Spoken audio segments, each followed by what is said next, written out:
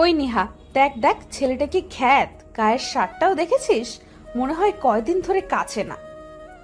আর দেখ চুলগুলো দেখ, মনে হয় যেন পাখির বাসা, দেখলেই বমি চলে আসে। এসব ছেলেগুলো কি করে যে ভার্সিটিতে চান্স পায় বুঝি না। এখন এই ময়লার গোডাউনের সাথেই রে ক্লাস করতে হবে। ফারিয়ার কথা শুনে চোখ থেকে সানগ্লাসটা নামিয়ে নেহা ক্যাম্পাসের রাস্তার দিকে তাকায়। দেখে কাঁধে ময়লা, আংশে ছেঁড়া ব্যাগ চলিয়ে কালো প্যান্টের সাদা একটা ময়লা শার্ট গায়ে দিয়ে একটা ছেলে ভার্সিটির দিকে এগিয়ে আসছে। চুলগুলা আতেল মার্কা করে রাখা, কোনো দিকে ছেলেটা তাকাচ্ছে না, একদম সামনের দিকে চোখ রেখে এগিয়ে যাচ্ছে। নেহা ফারিয়ার দিকে তাকিয়ে রাগী দৃষ্টিতে বলে, ছেলেটার নাম জানিস তোরা? না রে। ওর নাম আবির, গ্রাম থেকে এসেছে আর আমাদের বাড়িতেই থাকে রে। কি? ফারিয়া, তিন্নি, তিশা, নাইমা, সোহেল, আরিফ সবাই একসাথে চিৎকার করে নেহার দিকে তাকায়। নেহা লজ্জায় মাথাটা নিচু করে ফেলে। কিছুক্ষণ চুপচাপ থেকে নেহা বলে, ওর জন্যই এই কদিনে ভার্সিটিতে আসেনি রে, কারণ আব্বু ওর সাথে ভার্সিটিতে আসার জন্য বলে, আর তাই রাগ করে কয়েকদিন আসেনি। অবশ্য ছেলেটা আমার সাথে কথাও বলেনি কোনোদিন। থাকে সাদের চিলেকোঠায়, মাও তাকে সহ্য করতে পারে না, একমাত্র বাবা তাকে একটু কেয়ার করে। তুই সরাসরি ছেলেটাকে বাড়ি থেকে বের করে দিতে পারিস না? চেষ্টা করেছি, কিন্তু ছেলেটা যাবে না রে। সবাই চুপ হয়ে যায়। শহরের সবাই জানে আবির ছেলেটা গ্রাম থেকে এসেছে আর ঢাকা ভার্সিটিতে পড়ে। আর নেহা হলো শহরের সবচেয়ে ধনী পরিবারের একটা মেয়ে। দেখতে যথেষ্ট সুন্দরী, দুধে আলতা গায়ের রং, যেন হলুদ মেঘা বলায় বেষ্টিতে সারা অঙ্গ। মাথার বেখেয়ালি কেশরগুলো চকচকা কালো, যেন রৌদ্রের আবরণে সিল্কি মোলেম তৈরি হয়। নেহার স্টাইলও সবার থেকে আলাদা। প্রতিদিন নতুন ড্রেস আপে ভার্সিটিতে গাড়ি করে আসে। কথা বলা, হাঁটা চলা, চেহারা সবকিছু দিয়েই নেহা পারফেক্ট একটা মেয়ে। সাথে তার বন্ধুগুলো পরলোক হওয়াতে কম যায় না। তারাও নেহার মতো করেই আসে, তবে নেহা ওদের আইকন। গত কয়েকদিন ভার্সিটিতে নেহা না আসতে আবির নামের নতুন ছেলেটির আবির্ভাবের খবর বান্ধবীকে কেউ দিতে পারেনি। অবশ্য নেহা ভার্সিটিতে না আসার কারণ ওই খ্যাতমার্কা ছেলেটাই। নেহার বাবা শফিক সাহেবকে নাকি ছেলেটা কোনো এক ছিনতাইকারীদের কবল থেকে বাঁচিয়েছিল বলে, আর ছেলেটার থাকার জায়গা নেই বলে শফিক সাহেব ধরে নিয়ে এসেছে নেহাদের বাড়িতে। তবে আবির ছেলেটা কেবল চিলেকোঠায় থাকতে পারবে। তার দারুণ শফিক সাহেব কোনো ভাড়া নেবেন না। তবুও শায়লা বেগম মানে নেহার মায়ের আপত্তি শতগুণ। সাথে নেহার আপত্তিও কি কম যায়। আবির ছেলেটা ক্যাম্পাসে এসে রঙ্গন ফুল গাছের নিচে বসে থাকা বাদাম বিক্রেতার পাশে এসে বসে।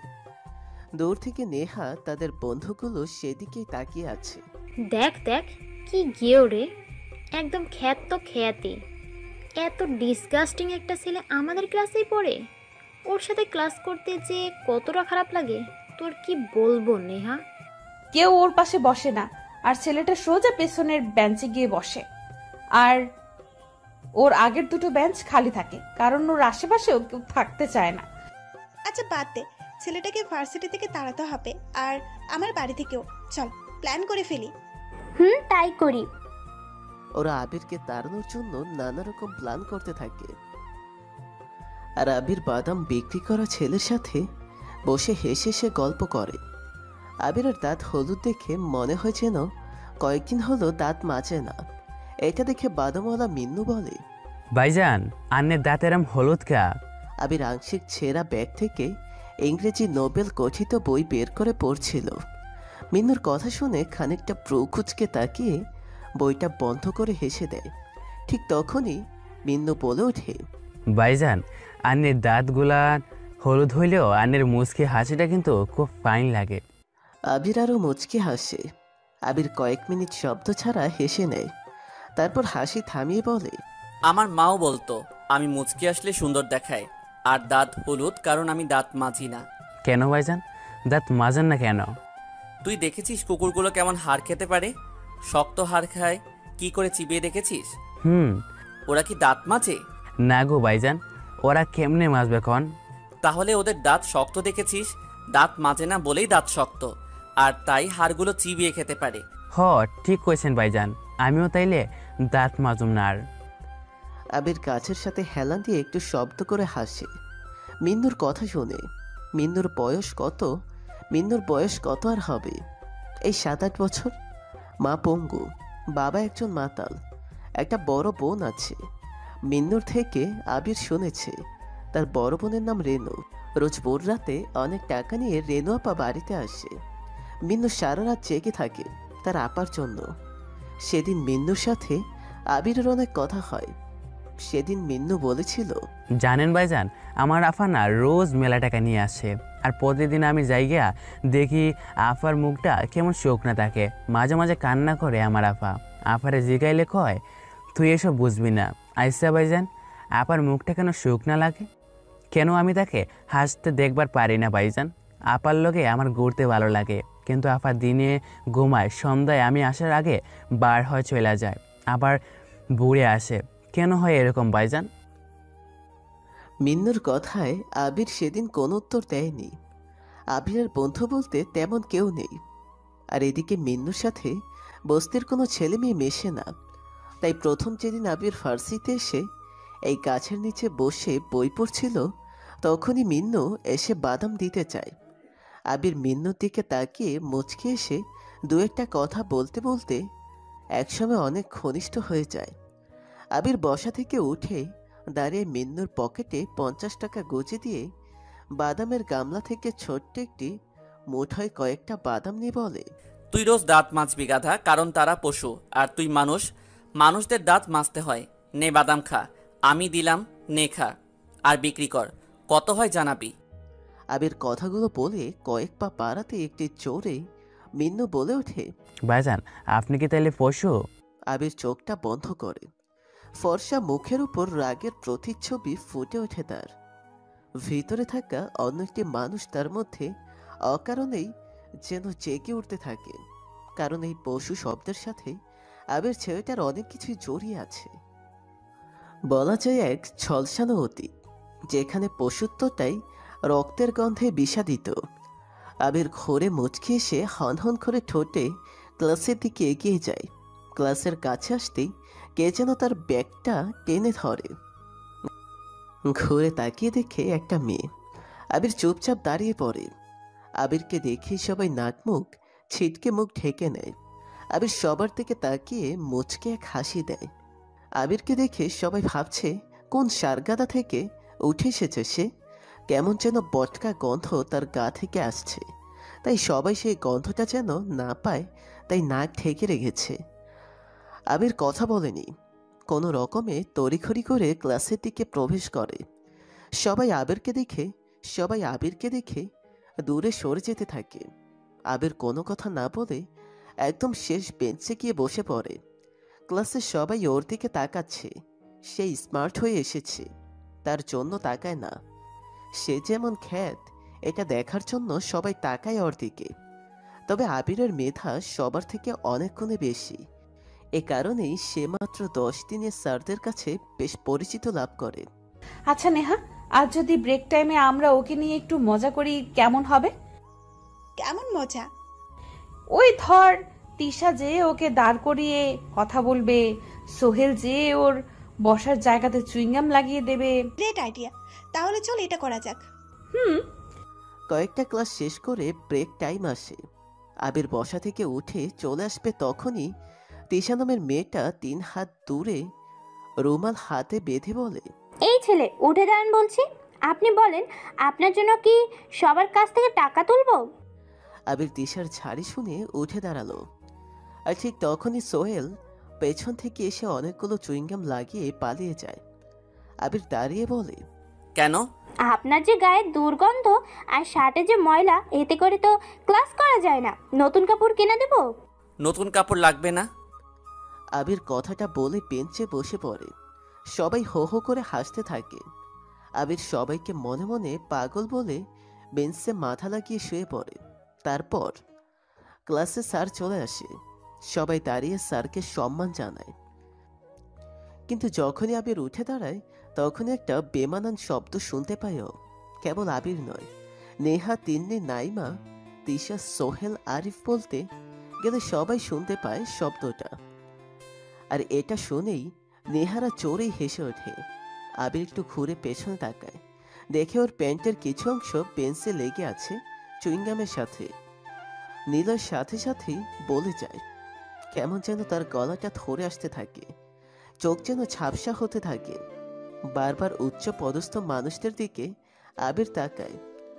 গরিব বলে সবাই তাকে নিয়ে মজা করছে, কিন্তু সে কিছু বলে না। চুপচাপ বেঞ্চে মাথাটা দিয়ে মুখটা নিচু করে শুয়ে পড়ে। এদিকে স্যার তার টপিক নিয়ে নানা রকম কথা বলতে থাকে। একসময় স্যার সবার উদ্দেশ্যে প্রশ্ন করে, পুরুষেরা বলে থাকে নারীরা অহংকারী। কেন অহংকারী? কারণ নারীরা সৌন্দর্যের প্রতীক। তারা তাদের সৌন্দর্যের কারণে অহংকারী হয়, আর এই অহংকারটা দেখায় কেবল ছেলেদের কাছেই। কথা কি ঠিক?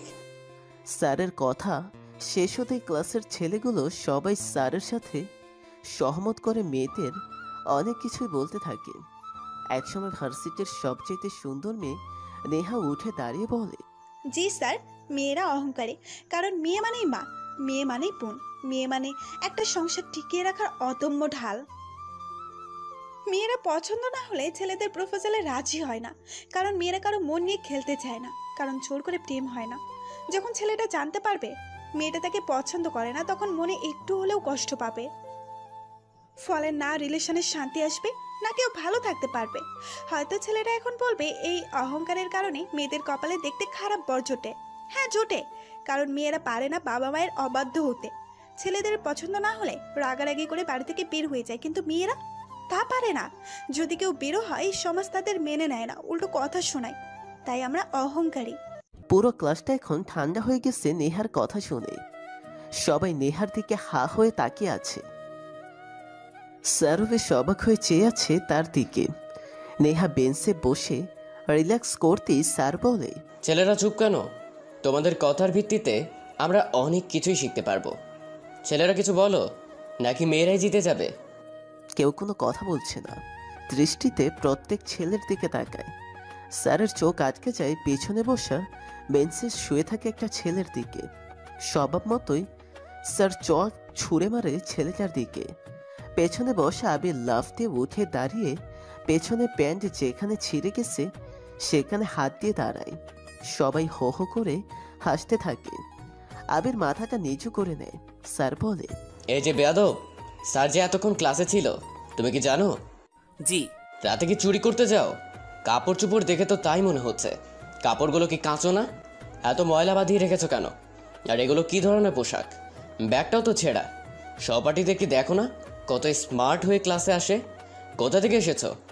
বেয়াদবের মতো ক্লাসে পড়ে পড়ে ঘুমাচ্ছ? ফাজিল ছেলে কোথাকার। স্যারের অপমানে আবির আরও মাথাটা নিচু করে নেয়। একটা দীর্ঘশ্বাস ফেলতে চেয়েও যেন পারে না। সবকিছু আবারও কেমন ঘোলাটে লাগছে। বারবার মনে হতে থাকে ওর যেখানে বড়লোকি জীবনযাপনের আধিক্য, সেখানে গ্রামে থেকে আসা গরিব ছেলেটার কোনো মূল্য নেই। স্যারের কথাগুলো শুনে ক্লাসে সবাই উচ্চস্বরে হাসতে থাকে। স্যারও একটু হাসলেন। আবিরকে আবার স্যার বলতে থাকে, বেয়াদব ছেলে, নাম কি তোমার? জি, আবির। আবির হাসান থাক থাক, আর বলতে হবে না। নামটাই খালি ভদ্র, আর চেহারাটা দেখো, ময়লার গোডাউন। তা বাবা আবির, এতক্ষণ ক্লাসে কোন বিষয়ে কথা হচ্ছিল তুমি জানো? জানবে কি করে? পড়ে পড়ে তো তুমি ঘুমাচ্ছিলে। ধর, এই ছেলেটা থাকলে আমি কখনোই ক্লাস নিতে আসবো না। গেলাম আমি। স্যার যাবেন না। স্যার সবার কথা উপেক্ষা করে চলে যেতে উদ্যত হলেন। দরজার কাছে প্রায় যেতেই একটু জোরেই আবির বলে ওঠে, স্যার, আপনি বোঝাচ্ছিলেন সমাজে নারীদের অহংকার করাটা আসলে দোষের কিছু না। এই ব্যাপারে আমাদের ক্লাসের সুন্দরী মেয়ে অনেক কিছুই বলেছে। হ্যাঁ, মেনে নেওয়া যায় তাদের অহংকার করাটা ঠিক, কিন্তু তারা কখনো জানে না একটা ছেলে পরিবারের জন্য কতটা গুরুত্বপূর্ণ। স্যার, একটা পরিবারে বাবা যদি পঙ্গু হয়, মা বাবাকে সেবা আর সংসারের অনেক রকম কাজ করে, আর তখন সেই পরিবারের ছেলে কি করবে? সংসারের হাল ধরবে। যেমনটা ক্যাম্পাসে বাদাম বিক্রি করা মিন্নু করে, আর আমরা নতুন সাজে প্রতিদিন এসে মিন্নুর থেকে বাদাম কিনে মজা করে খাই। স্যার, মেয়ে তো মেয়েই, বিয়ের আগে বাপের অধীনে থাকে। বিয়ের বয়স হলে সেই একটা ছেলেকেই তো বিয়ে করতে হবে তাকে। তারপর মেয়েটা স্বামীর আদুলে চলে যায়, হোক সে মা, হোক সে তখন কারো ভাবি। কিন্তু যে ছেলেটা না খেয়ে মা বাবার জন্য আগেই সংসারের হাল ধরেছে, সেই ছেলেটাই তো আবার নারী মানে বউকে দেখাশোনা করবে। তাহলে অহংকারটা কার করা উচিত, ছেলের নাকি মেয়ের? ছেলেরা কিন্তু অহংকারী হয় না স্যার, তারা করে না। কারণ ছেলেরা মা বাবা বউ নিজের বাচ্চা দেখাশোনা করে নিজেরই সুখটাকে ভুলে। ছেলেরা চাইলে রাগ করে বাড়ি থেকে চলে যায়, মেয়েরা তা করে না। কারণ মেয়েরা একজন বাবা, জি স্যার বাবা মানে ছেলে, কিন্তু স্যার বাবার কাছে সম্পত্তি হলো মেয়ে, তারপর বিয়েও করে স্বামীকে, মানে একটা ছেলে স্যার। কোনো মেয়ে বেকার ছেলেকে বিয়ে করে না। তাই ছেলে যখন আগেই মা বাবার দায়িত্ব নিয়ে সংসারের হাল ধরে, তখনই তাকে আরও একটি দায়িত্ব নিতে হয়, অর্থাৎ বউয়ের। তবে ছেলে মেয়ে একে অন্যের অর্ধাঙ্গিনী, একে অপরের পরিপূরক। এদেরকে নিয়ে তর্ক নয়, ভালোবাসার বীজ বপন করা উচিত। সবাই হা হয়ে যায়। আবির সবার দিকে তাকিয়ে দপ করে বেঞ্চে বসে পড়ে। চুইংগাম তখনও বেঞ্চে লেগে আছে। অনেকদিন ব্যবহার্য প্যান্টের চুইংগাম লেগে কয়েকবার বসা ওঠা করতে যেয়ে বেশ খানিকটা ছিঁড়ে গেছে। তাই আবির শটান বসে আবারও বেঞ্চে মাথা লাগিয়ে শুয়ে থাকে। স্যার নিজের জায়গাতে এসে দাঁড়ালো। তখনও ক্লাসের সবাই চুপ হয়ে বসে আছে। এমন খ্যাতমার্কা ছেলে এত কিছু বলতে পারে তা কেউ জানতো না। স্যার ডাক দেয়, এই ছেলে, এদিকে আসো। আবির মাথা তুলে স্যারের দিকে তাকায়। করুণ এক চাহনি। সেই চাহনিতে চিৎকার করে বলতে ইচ্ছে করছে আবিরের অনেক কথা, কিন্তু সে পারছে না। স্যার আবারও তাকে ডাকে, কিন্তু উঠতে পারে না। স্যার এবার জোরেই ডাক দেয়। আবির আর দেরি না করে উঠে দাঁড়ায়। সাথে সাথেই পুরো পেছনের অনেকটা অংশই ছিঁড়ে যায়। আবির বেঞ্চে রাখা ব্যাগ পেছনে রেখে ক্লাস থেকে দৌড়ে বের হয়ে আসে। নেহারা হেসে ওঠে। আবির সেই হাসির শব্দ থেকে পালাতে রঙ্গন ফুলগাছটার নিচে এসে বসে। খানিক সময় পর মিন্নু এসে পাশে দাঁড়ায়। মিন্নুকে দেখে আবির মুচকে হাসে। মিন্নু বলে, ভাইজান আজকে মনে হয় মায়ের লেগে ওষুধ কিনতে পারুম না। কেন? দেখেন না বাদাম গুলান এখনো বিক্রি হয় নাই, কি করে কিনবো কন? তুই কেন তোর মায়ের জন্য ওষুধ কিনবি? তোর আপার টাকা আছে না? কিন্তু আমার তো কয় আফার থেকে টাকা না নিতে, আফার টাকায় নাকি বিষ আছে। আইসা ভাইজান টাকায় বিষ টাকা কেমনে? মানুষ কি মইরা যায়? মায় কইছে হের টাকা নিলে নাকি আমরা বিষাক্ত হম। কি করে ভাইজান? আবির কিছু বলে না, কেবল মুচকে হাসে। মিন্নু আবিরের হাসির দিকে তাকায়। মিন্নু কেবল আবিরের হাসির জন্যই আবিরকে ভালোবাসে। ভাইজান বলে ডাকে। আবির দীর্ঘ শ্বাস টেনে ছেড়ে দেয়। এই শহরের সব জায়গায় তার চেনা মানুষদেরকে আবির হাতের তালুর মতো চেনে। অন্ধকার হলে সবগুলো আবিরের বন্ধু হয়ে যায়। সেই বন্ধুত্বের ফারাক অনেক বিশাল, যেখানে কোনো অনুমতি নেই। আছে অনেক হিংসুটে প্রাণহীন রক্তকেন্দ্র। আবির হাসি থামিয়ে বলে, তোর আপা অনেক ভালো রে মিন্নু। তোর মাকে বলিস তোর আপার উপরে যেন রাগ না করে। আর শোন, তোর মাকে না জানিয়ে তোর আপার থেকে কিছু টাকা নিয়ে ওষুধ কিনিস। তোর মা বাবা আর আপার সাথে একদিন দেখা করব। আমাকে নিয়ে যাবি তোদের বাড়িতে? হ ভাইজান, আপারে আগের দিন তোমার কথা কইছি, আপা কইছে বড়দের সাথে না মিশতে। ভালো বলেছে, যা তাহলে বাড়িতে যা, কাল আসিস। তুমি যাবা না? মিন্নুর কথা শুনে আবির একটু হেসে বসা থেকে উঠে দাঁড়ায়। তখনই ব্যাগটা পেছনে রাখে আবির। কিন্তু মিন্নু ঠিকই টের পায় আবিরের করুণ অবস্থা। মিন্নু বলে, কি হইল, আপনি ব্যাগ পিছনে রাখছেন কেন? এমনি। মিন্নু হেসে দিয়ে বলে, ভাইজান আপনি আমার গামছাটা নিয়ে যান, কাই লাইনে তখন নিয়ে নিব।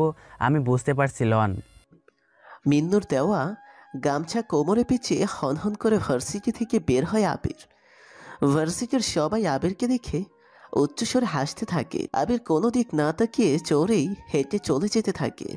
ভার্সিটির গেটের কাছে আসতেই আবির কারোর সাথে ধাক্কা লেগে পড়ে যায় যেন। আবির থতমত খেয়ে উঠে দাঁড়িয়ে অবাক চোখে লোকটার দিকে তাকায়। মুখে সিগারেট, গলাতে লম্বা চেইন, দামি পোশাক, চোখে চশমা। আবির আস্তে করে বলে ওঠে, সরি। লোকটা চশমা খুলে আবিরের দিকে হা হয়ে তাকায়। আবির না তাকিয়ে চলে আসতে যাবে, তখনই লোকটা বলে ওঠে। আবির ঘাড় ঘুরিয়ে অস্বাভাবিক এক দৃষ্টিতে চায় লোকটার দিকে। লোকটা থেমে যায়। আবির আর না দাঁড়িয়ে চলে আসে সেখান থেকে। লোকটা মানে ছেলেটা আবিরের চলে যাওয়ার দিকে হাবার মতো তাকিয়ে থাকে, তারপর মুচকে এসে ভার্সিটির দিকে চলে যায়। শফিক সাহেবের বাড়ির দারোয়ান আবিরকে ঢুকতে দিতে চায় না, কেমন যেন অগ্নির দৃষ্টিতে আবিরের দিকে তাকায়। তবে রহিম মিয়ার কিছুই করার নেই, শফিক সাহেবের নির্দেশ। আবির যখন খুশি মনে বাইরে যাবে, আসবে, থাকবে, এতে কেউ কোনো কথা বলবে না। কেবল ছিনতাইকারীদের থেকে বাঁচিয়েছে বলে শফিক সাহেবের এমন আচরণ বাড়ির কেউ মেনে নিতে পারছে না। তবুও কারো কিছু বলার নেই। তবে শফিক সাহেব না থাকলে শায়লা বেগম আর নেহা অনেক রকমের কথা শোনায় আবিরকে। পরের দিন, ওই নেহা দেখছিস আজকেও কেমন করে ভার্সিটিতে এসেছে? আমি না আর নিতে পারছি না, ওকে ভার্সিটি ছাড়া করতেই হবে। ফারিয়ার কথা শুনে নীলা ক্যাম্পাসের রাস্তার দিকে তাকায়। কাল সারাদিন নেহা নিলয়কে বাড়ির বাইরে যেতে বা ঢুকতে দেখেনি। অবশ্য নেহা নিলয়ের উপর যে নজর রাখে সেটাও না, কিন্তু গতকাল ক্লাসে মজা করার জন্য নেহা দেখতে চেয়েছিল নিলয় বাড়ি ছেড়ে চলে যায় কিনা, কিন্তু সেটা করেনি। গ্রাম থেকে এসেছে তো তাই এরকম স্যাসরাও, বাদ দে, ওর কথা পরে হবে, এখন চল আড্ডা দিই। আরে দাঁড়া দাঁড়া, ব্যাটাকে নিয়ে একটু খেলা করি। ওকে, তাহলে কি ডাক দেবো? দে তাহলে, মজাই করি। আবির ছেলেটার মাথা নিচু করেই ক্যাম্পাসে এসেছে। কাল সারা রাত সে ঘুমায়নি, খুব কেঁদেছেও। সবটা সময় ভেবেছে সে গরিব বলে আজ তাকে এত কিছু সহ্য করতে হয়েছে, কিন্তু সে কি আসলেই গরিব? আবির নিজের মতো করে হাঁটছে, ঠিক তখনই শুনতে পায়, ওই ডাস্টবিন, আবির এদিকে আয়। আবির সেদিকে তাকায়, দেখে নেহা সহ ওদের বান্ধবী বন্ধুরা তাকে ডাকছে। আবির ওদের দিকে এগিয়ে যেন মুচকে হাসি দিয়ে বলে, আমাকে কেন ডাকছেন? ওরে কি গেও রে, গ্রামে থাকা মানুষগুলো যে একটা বেশি আবাল তা একে না দেখলে বুঝতে পারতাম না। সহপাঠীদেরও আপনি করে বলছে। তো বলবে না, ওর তো কথা বলারও যোগ্যতা নেই। আচ্ছা, আপনার প্রবলেমটা কি? আপনি আমাদের বাড়ি থেকে যাচ্ছেন না কেন? আবির চুপচাপ দাঁড়িয়ে থাকে। আবির সবার দিকে তাকিয়ে একটু মুচকি হেসে বলে, আপনার আব্বুই আমাকে রেখেছে, উনি বললেই আমি চলে যাব, আপনার কথাতে না। তোর সাহস কি করে হয় রে আমাদের মুখের ওপর কথা বলার? ওই ফারিয়া, যা তো শফিক মামার দোকান থেকে আইসক্রিম কিনে আন, সব ওর মুখে আর জামায় লাগিয়ে দেব। ফারিয়া, নাইমার, সোহেল ওরা তিনজন মিলে আইসক্রিম কিনতে যায়। আবির সেদিকে তাকিয়ে ধীরে ধীরে সেখান থেকে চলে আসতে যাবে, তখনই আরিফ দিশে এসে আবিরকে পাকড়ে ধরে। আবির চুপচাপ দাঁড়িয়ে যায়। আবিরের চোখ চারপাশে এমন কাউকে খুঁজতে থাকে যে এসে বলবে ওকে ছেড়ে দাও, কিন্তু কেউ নেই। সবাই নিজের কাজের জন্য ব্যস্ত। সবাই আবিরকে জোকার দৃষ্টিতে তাকিয়ে দেখতে থাকে। কয়েক মিনিট পরেই ওরা তিনজন এসে হাজির। আরিফ আর সোহেল আবিরের হাত ধরে রাখে। নেহা, তিন্নি, ফারিয়া, নাইমা ওরা চারজন এসে আবিরের মুখে, মাথায়, তার ময়লা শার্টে, মাথায়, মুখে, ঘাড়ে, কানে, গলাতে আইসক্রিম লাগাতে থাকে। আবির মাথাটা নিচু করে নেয়, চোখ দুটো মাটির দিকে করে নেয়। সবাই আবিরকে নিয়ে হাসতে থাকে। ঠিক তখনই ফারিয়া বলে ওঠে, ওই দেখ নতুন ছেলেটাকে দেখ, কি হট রে, স্টাইলিশ, দেখেই বোঝা যায় রোজ জিম করে। নতুন ছেলেটাকে দেখ, কি হট রে, স্টাইলিশ, দেখেই বোঝা যায় রোজ জিম করে। সবাই ক্যাম্পাসের গেটের দিকে তাকায়। বাইকে আসা একটা ছেলের দিকে সবার চোখ আটকে তাকিয়ে থাকে।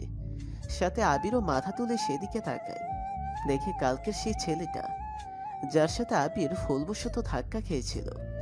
আবির সেদিকে তাকাতেই দেখে সেই নতুন ছেলেটা তার দিকে তাকিয়ে আছে। ছেলেটা বাইক রেখে ওদের পাশ দিয়ে হেঁটে যেতে তিন্নি ডাক দেয়।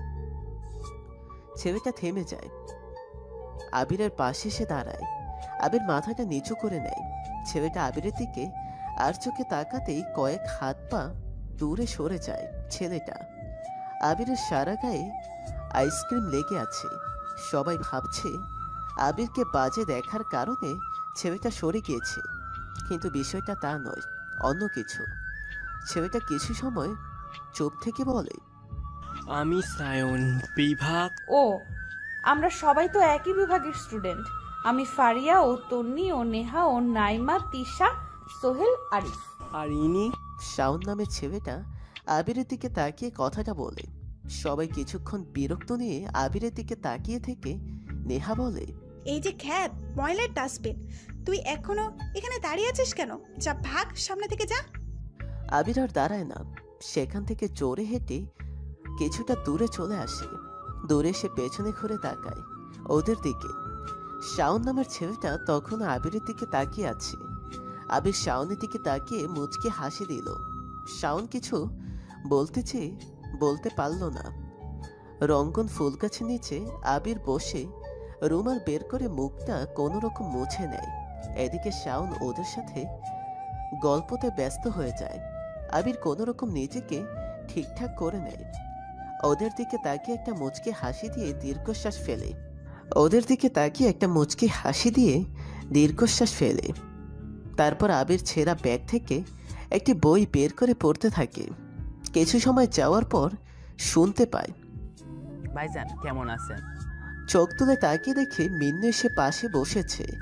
আজ বাদামের পরিমাণ গামলাতে কম। মিন্নুর দিকে তাকিয়ে মুচকি হাসি দিয়ে আবির বলল, কিরে আজ বাদাম এত কম কেন? আজ বালা বিক্রি হয়েছে। ও তা তোর মুখটা এমন শুকনা কেন? মিন্নু কিছু বলল না। আবিরের দিকে তাকিয়ে আবার চোখ সরিয়ে নেয়। আবির ব্যাগ বই রেখে মিন্নুর মাথায় হাত বলিয়ে দিতে বলে, কি হয়েছে রে, আজ চুপ কেন? মায়ের ওষুধ কিনতে পারিস নাই? আচ্ছা চিন্তা করিস না, আমি দেব। সেটা না ভাইজান, মায়ের ওষুধ কিনছিলাম। তাহলে আফা, কি হয়েছে তোর আপার? জানেন ভাইজান, আফা আমাকে খুব ভালোবাসে। শুরু থেকে আফার আদরে বড় হয়েছি।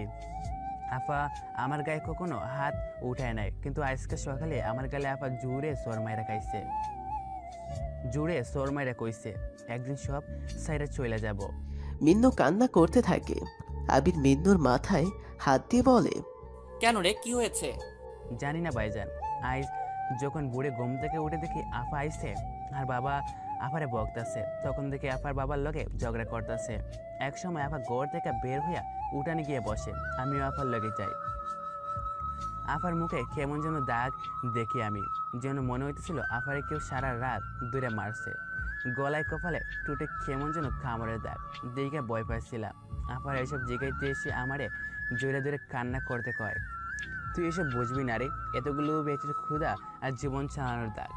আচ্ছা ভাইজান, আপনি তো পেটের ক্ষুধা মিটা, তাইলে আপনার কোনো দাগ নেই? আমার যখন খিদা লাগে আমিও তো খাই, কই আমার তো কোনো দাগ নাই। নিলয় চুপ হয়ে যায়। কি বলবে ও ঠিক খুঁজে পাচ্ছে না। কেবল মিন্নুর দিকে তাকিয়ে জড়িয়ে ধরে নেয়। বাদ দে সব, তুই বরং আমার সাথে অন্য কথা বল। তোর বাড়িতে আমাকে কিন্তু নিয়ে যাস নাই? হ্যাঁ, আপনারা নিয়ে যাবো। আপা যেদিন বাড়িতে থাকবো সেদিন নিয়ে যাবো। শুক্রবারে আপা বাড়িতে থাকে সব সময়, সেই দিন নিয়ে যাবো। আচ্ছা। আবির মিন্নুর থেকে চলে আসে। ক্লাসের সময় হয়ে গেছে। আবির যেখান থেকে উঠে ক্লাসের দিকে এগোতে থাকে, ওর আগে নেহার ক্লাসে প্রবেশ করে। তারপর ফারিয়ার কথা শুনে সবাই একসাথে জড়ো হয়ে যায়। ওদের পাশের বেঞ্চে শাওন বসে আছে। ফারিয়ার কথা ঠিকই শুনে ফেলেছে ও। ফারিয়ার কথা শুনে শাওন পেছনের দিকে তাকায়। সবার শেষে বসা চুপচাপ ময়লা শার্ট পরা আবির নামে ছেলেটার দিকে শাওন এক দৃষ্টিতে তাকিয়ে আছে। আবির শাওনের দিকে তাকায়। শাওন চোখ সরিয়ে নেহাদের দিকে তাকিয়ে থাকে। কিছু সময় পর স্যার ক্লাসে আসেন। এসেই আবিরের দিকে তাকায়। আবির দাঁড়িয়ে মাথা নিচু করে আছে। স্যার সবাইকে বসার অনুমতি দিয়েই আবিরকে ডাক দেয়। এই ছেলে, তোমার নাম আবিরই তো?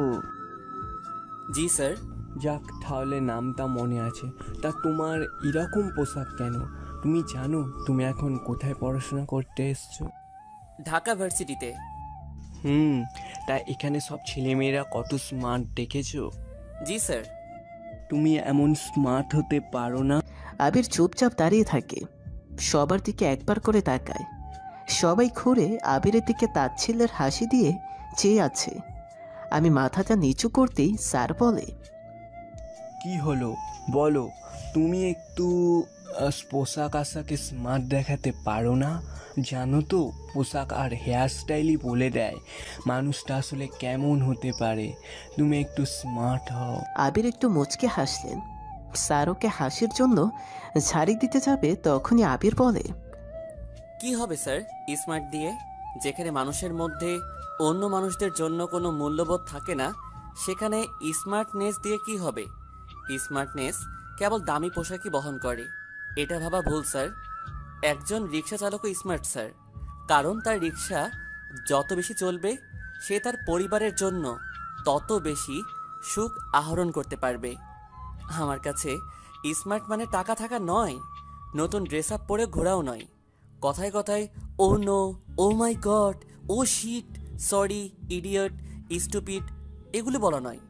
আমার কাছে স্মার্ট মানে মূল্যবোধ, যা হয়তো শিক্ষার মাধ্যমেও অর্জন করা যায় না স্যার। আর কি হবে এসব পোশাক দিয়ে, যদি মেয়েদের লজ্জাস্থানের আকৃতি বোঝা যায় আর তা দেখে ছেলেরা ওয়াও কি মাল যাচ্ছে রে বলে, তাহলে স্মার্টনেস কি বাড়বে নাকি যাবে স্যার? গ্রাম থেকে এসেছি স্যার, দুবেলা পেটের খাবার জোটাতেই হিমশিম খেতে হয়। সেখানে স্মার্টনেস দেখিয়ে কি হবে? কেউ না খেয়ে থাকলে অন্য কেউ এসে কখনোই বলবে না চল আমি তোকে খেতে দেব। তাহলে স্মার্টনেস দিয়ে কি করব আমি স্যার? স্যার আর কোনো কথা বলছে না, কেবল হা হয়ে আবিরের দিকে তাকিয়ে আছে। শুধু স্যার নয়, ক্লাসের সবাই আবিরের দিকে অবাক চোখে তাকিয়ে আছে। বিশেষ করে যে মেয়েগুলো শর্ট ড্রেস পরে আসে, তারা আবিরের নিচের জায়গাতে বসে পড়ে। এইভাবে দুটো ক্লাস পার হয়, 1 ঘন্টার ব্রেক চলে। আবির ব্যাগ রেখে রঙ্গন ফুল গাছের নিচে এসে বসে, ঘামে ভেজা শার্টের হাতা দিয়ে মুখটা মুছে নেয়। খানিকটা সময় পর মিন্নু আসে, চোখে মুখে তখনও মিন্নুর চিন্তার ছাপ। আবির বলে, কি হয়েছে, এখনো মন খারাপ? ভাইজান, দুপুরে গেছিলাম বাড়িতে ভাত খাইতে। বাড়ির কাছে যাইয়ে শুনি আপা পাশের বাড়ির এক বাবির লোকে ঝগড়া করতেছে। ঝগড়ার সময় বাবি আপারে অনেক খারাপ ভাষায় গালাগালি করছিল। তারপর বলছিল তোর লজ্জা করে না মুখ দেখাইতে? ভাইজান, বাবি যখন আপারে এইসব কইতেছিল, আপা কোনো উত্তর দেয়নি কেন? আপার চোখের পানি দেখা আজ না খাইয়ে চলে আসছে। আবির কিছু বলতে চেয়েও বলে না, কি বলবে ও? মিন্নুর মা পঙ্গু, বাবা একজন মাতাল। ওর বড় বোন সংসার চালাতে, মায়ের ওষুধ কিনতে, বাবার নেশা মেটাতে রাতের অন্ধকারে রাতের পরই হয়ে থাকে। টাকাওয়ালা মানুষগুলো সেই পরিটাকে নিত্য নতুনভাবে ব্যবহার করে, আর সেই বড়লোকেরা টাকাগুলো গরিবদের দান করতে গেলে তাদের হাত কাঁপে। আবার সেই নারী যদি সংসার চালানোর কাছে নিজের দেহটাকে বিক্রি করে, সেই নারীর হয়ে যায় খারাপ। অথচ সমাজের ভদ্রলোকেরা দিব্যি তাদেরকে টাকার বিনিময়ে ভোগ করে যায়। আজব খেলা। ভাইজান, চুপ করে আছেন কেন? ভাবছি আজকে তোদের বাসায় যাব। যাবেন? আচ্ছা তাইলে যাই, বাড়িতে বইলে আসি। আমি এখন যাইব আর আইব, আপনি এইখানে থাকবেন? হুম। মিন্নু চলে যায়। এদিকে আবারও ক্লাস শুরু হওয়ার সময় চলে আসে। নিলয় ক্লাস শুরু হওয়ার 10 মিনিট আগে ক্লাসে আসে। নিজের জায়গাতে যেতেই বেশ অবাক হয়, কারণ সেখানে তার ব্যাগ নেই। আবির সব দিকে একবার চোখ বুলিয়ে নেয়, কোথাও আবিরের ব্যাগের চিহ্ন দেখা যাচ্ছে না। আবির আরও ভালো করে সব বেঞ্চে তাকায়, কিন্তু সেখানে আবিরের ব্যাগ নেই। শেষে আবির বেশ কাচুমাচু হয়ে সামনে বসা ছেলেগুলোর কাছে যায়। সোহেল, আরিফ, শাওন আরও অনেকেই বসে আছে সেখানে। আবির কাচুমাচু হয়ে সোহেলকে জিজ্ঞাসা করে। সবাই উচ্চস্বরে হেসে ওঠে। আবির যে 1 নাম্বার খ্যাত, তা আবিরের কথা শুনে বোঝা গিয়েছে সবাই। ক্লাসমেটদের আপনি করে বলছে, তাও ভাই ডেকে। আরিফ আবিরের জামার কলার ধরে বলে, শালা তোর ব্যাগ কোথায়? আমরা কি জানি? তোর ব্যাগ কি আমরা দেখে বেড়াই? কোথায় সেনা ব্যাগ আর কোথায় দামি ব্যাগ? যা ভাগ সামনে থেকে। ভাই ব্যাগ দেখেছেন? ঢং দেখলে মনে হয় শালা তোকে ঘুষি মেরে দিই। সব সামনে থেকে আবাল কোথাকার। কাকে কি বলছিস? ও তো কানো কাটা, দেখছিস না স্যাসরার মতো আমাদের বাড়িতে পড়ে আছে। এর থেকে আমাদের বাড়ির কাজের ছেলেটাও স্মার্ট। যে কোনো মেয়ে হুট করে কাজের ছেলেটাকেও প্রপোজ করতে পারে। সবাই বেশ জোরে হাসতে থাকে। এইভাবে সেমিয়ারদের কাছে র্যাগিং হতে হবে বা টিচ হবে আবির কল্পনাও করেনি। আবির আর দাঁড়ায় না, মন খারাপ করে ক্লাসের বাইরে চলে আসে। শাওন নামের ছেলেটা কিছু বলতে চেয়েও চুপ থাকে। আবির বের হতেই সবাই জোরে জোরে হাসতে থাকে। আবির আর দাঁড়ালো না, সোজা ভার্সিটি থেকে চলে আসে। ক্লাস শেষ হওয়ার পর সবাই একসাথে বের হয়। তিন্নি, নাইমা, তিশা শাওনের সাথে বেশ খাতির জমিয়েছে।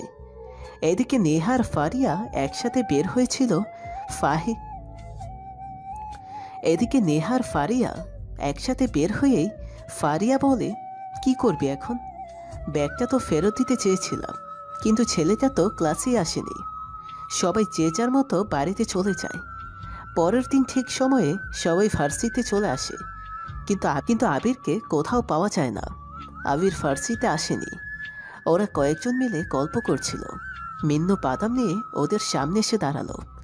মিন্নু নেহা দেখেই বলে, আজ বাদাম নেব না রে। আফা, ভাইজান আহে নাই। কোন ভাইজান?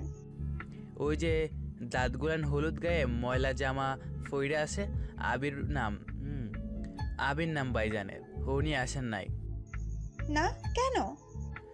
এমনিতেই। আচ্ছা, তা কেন? মিন্নুর মন খুব খারাপ। কাল রাতে তার রেনু আপা বাসায় ফিরেনি।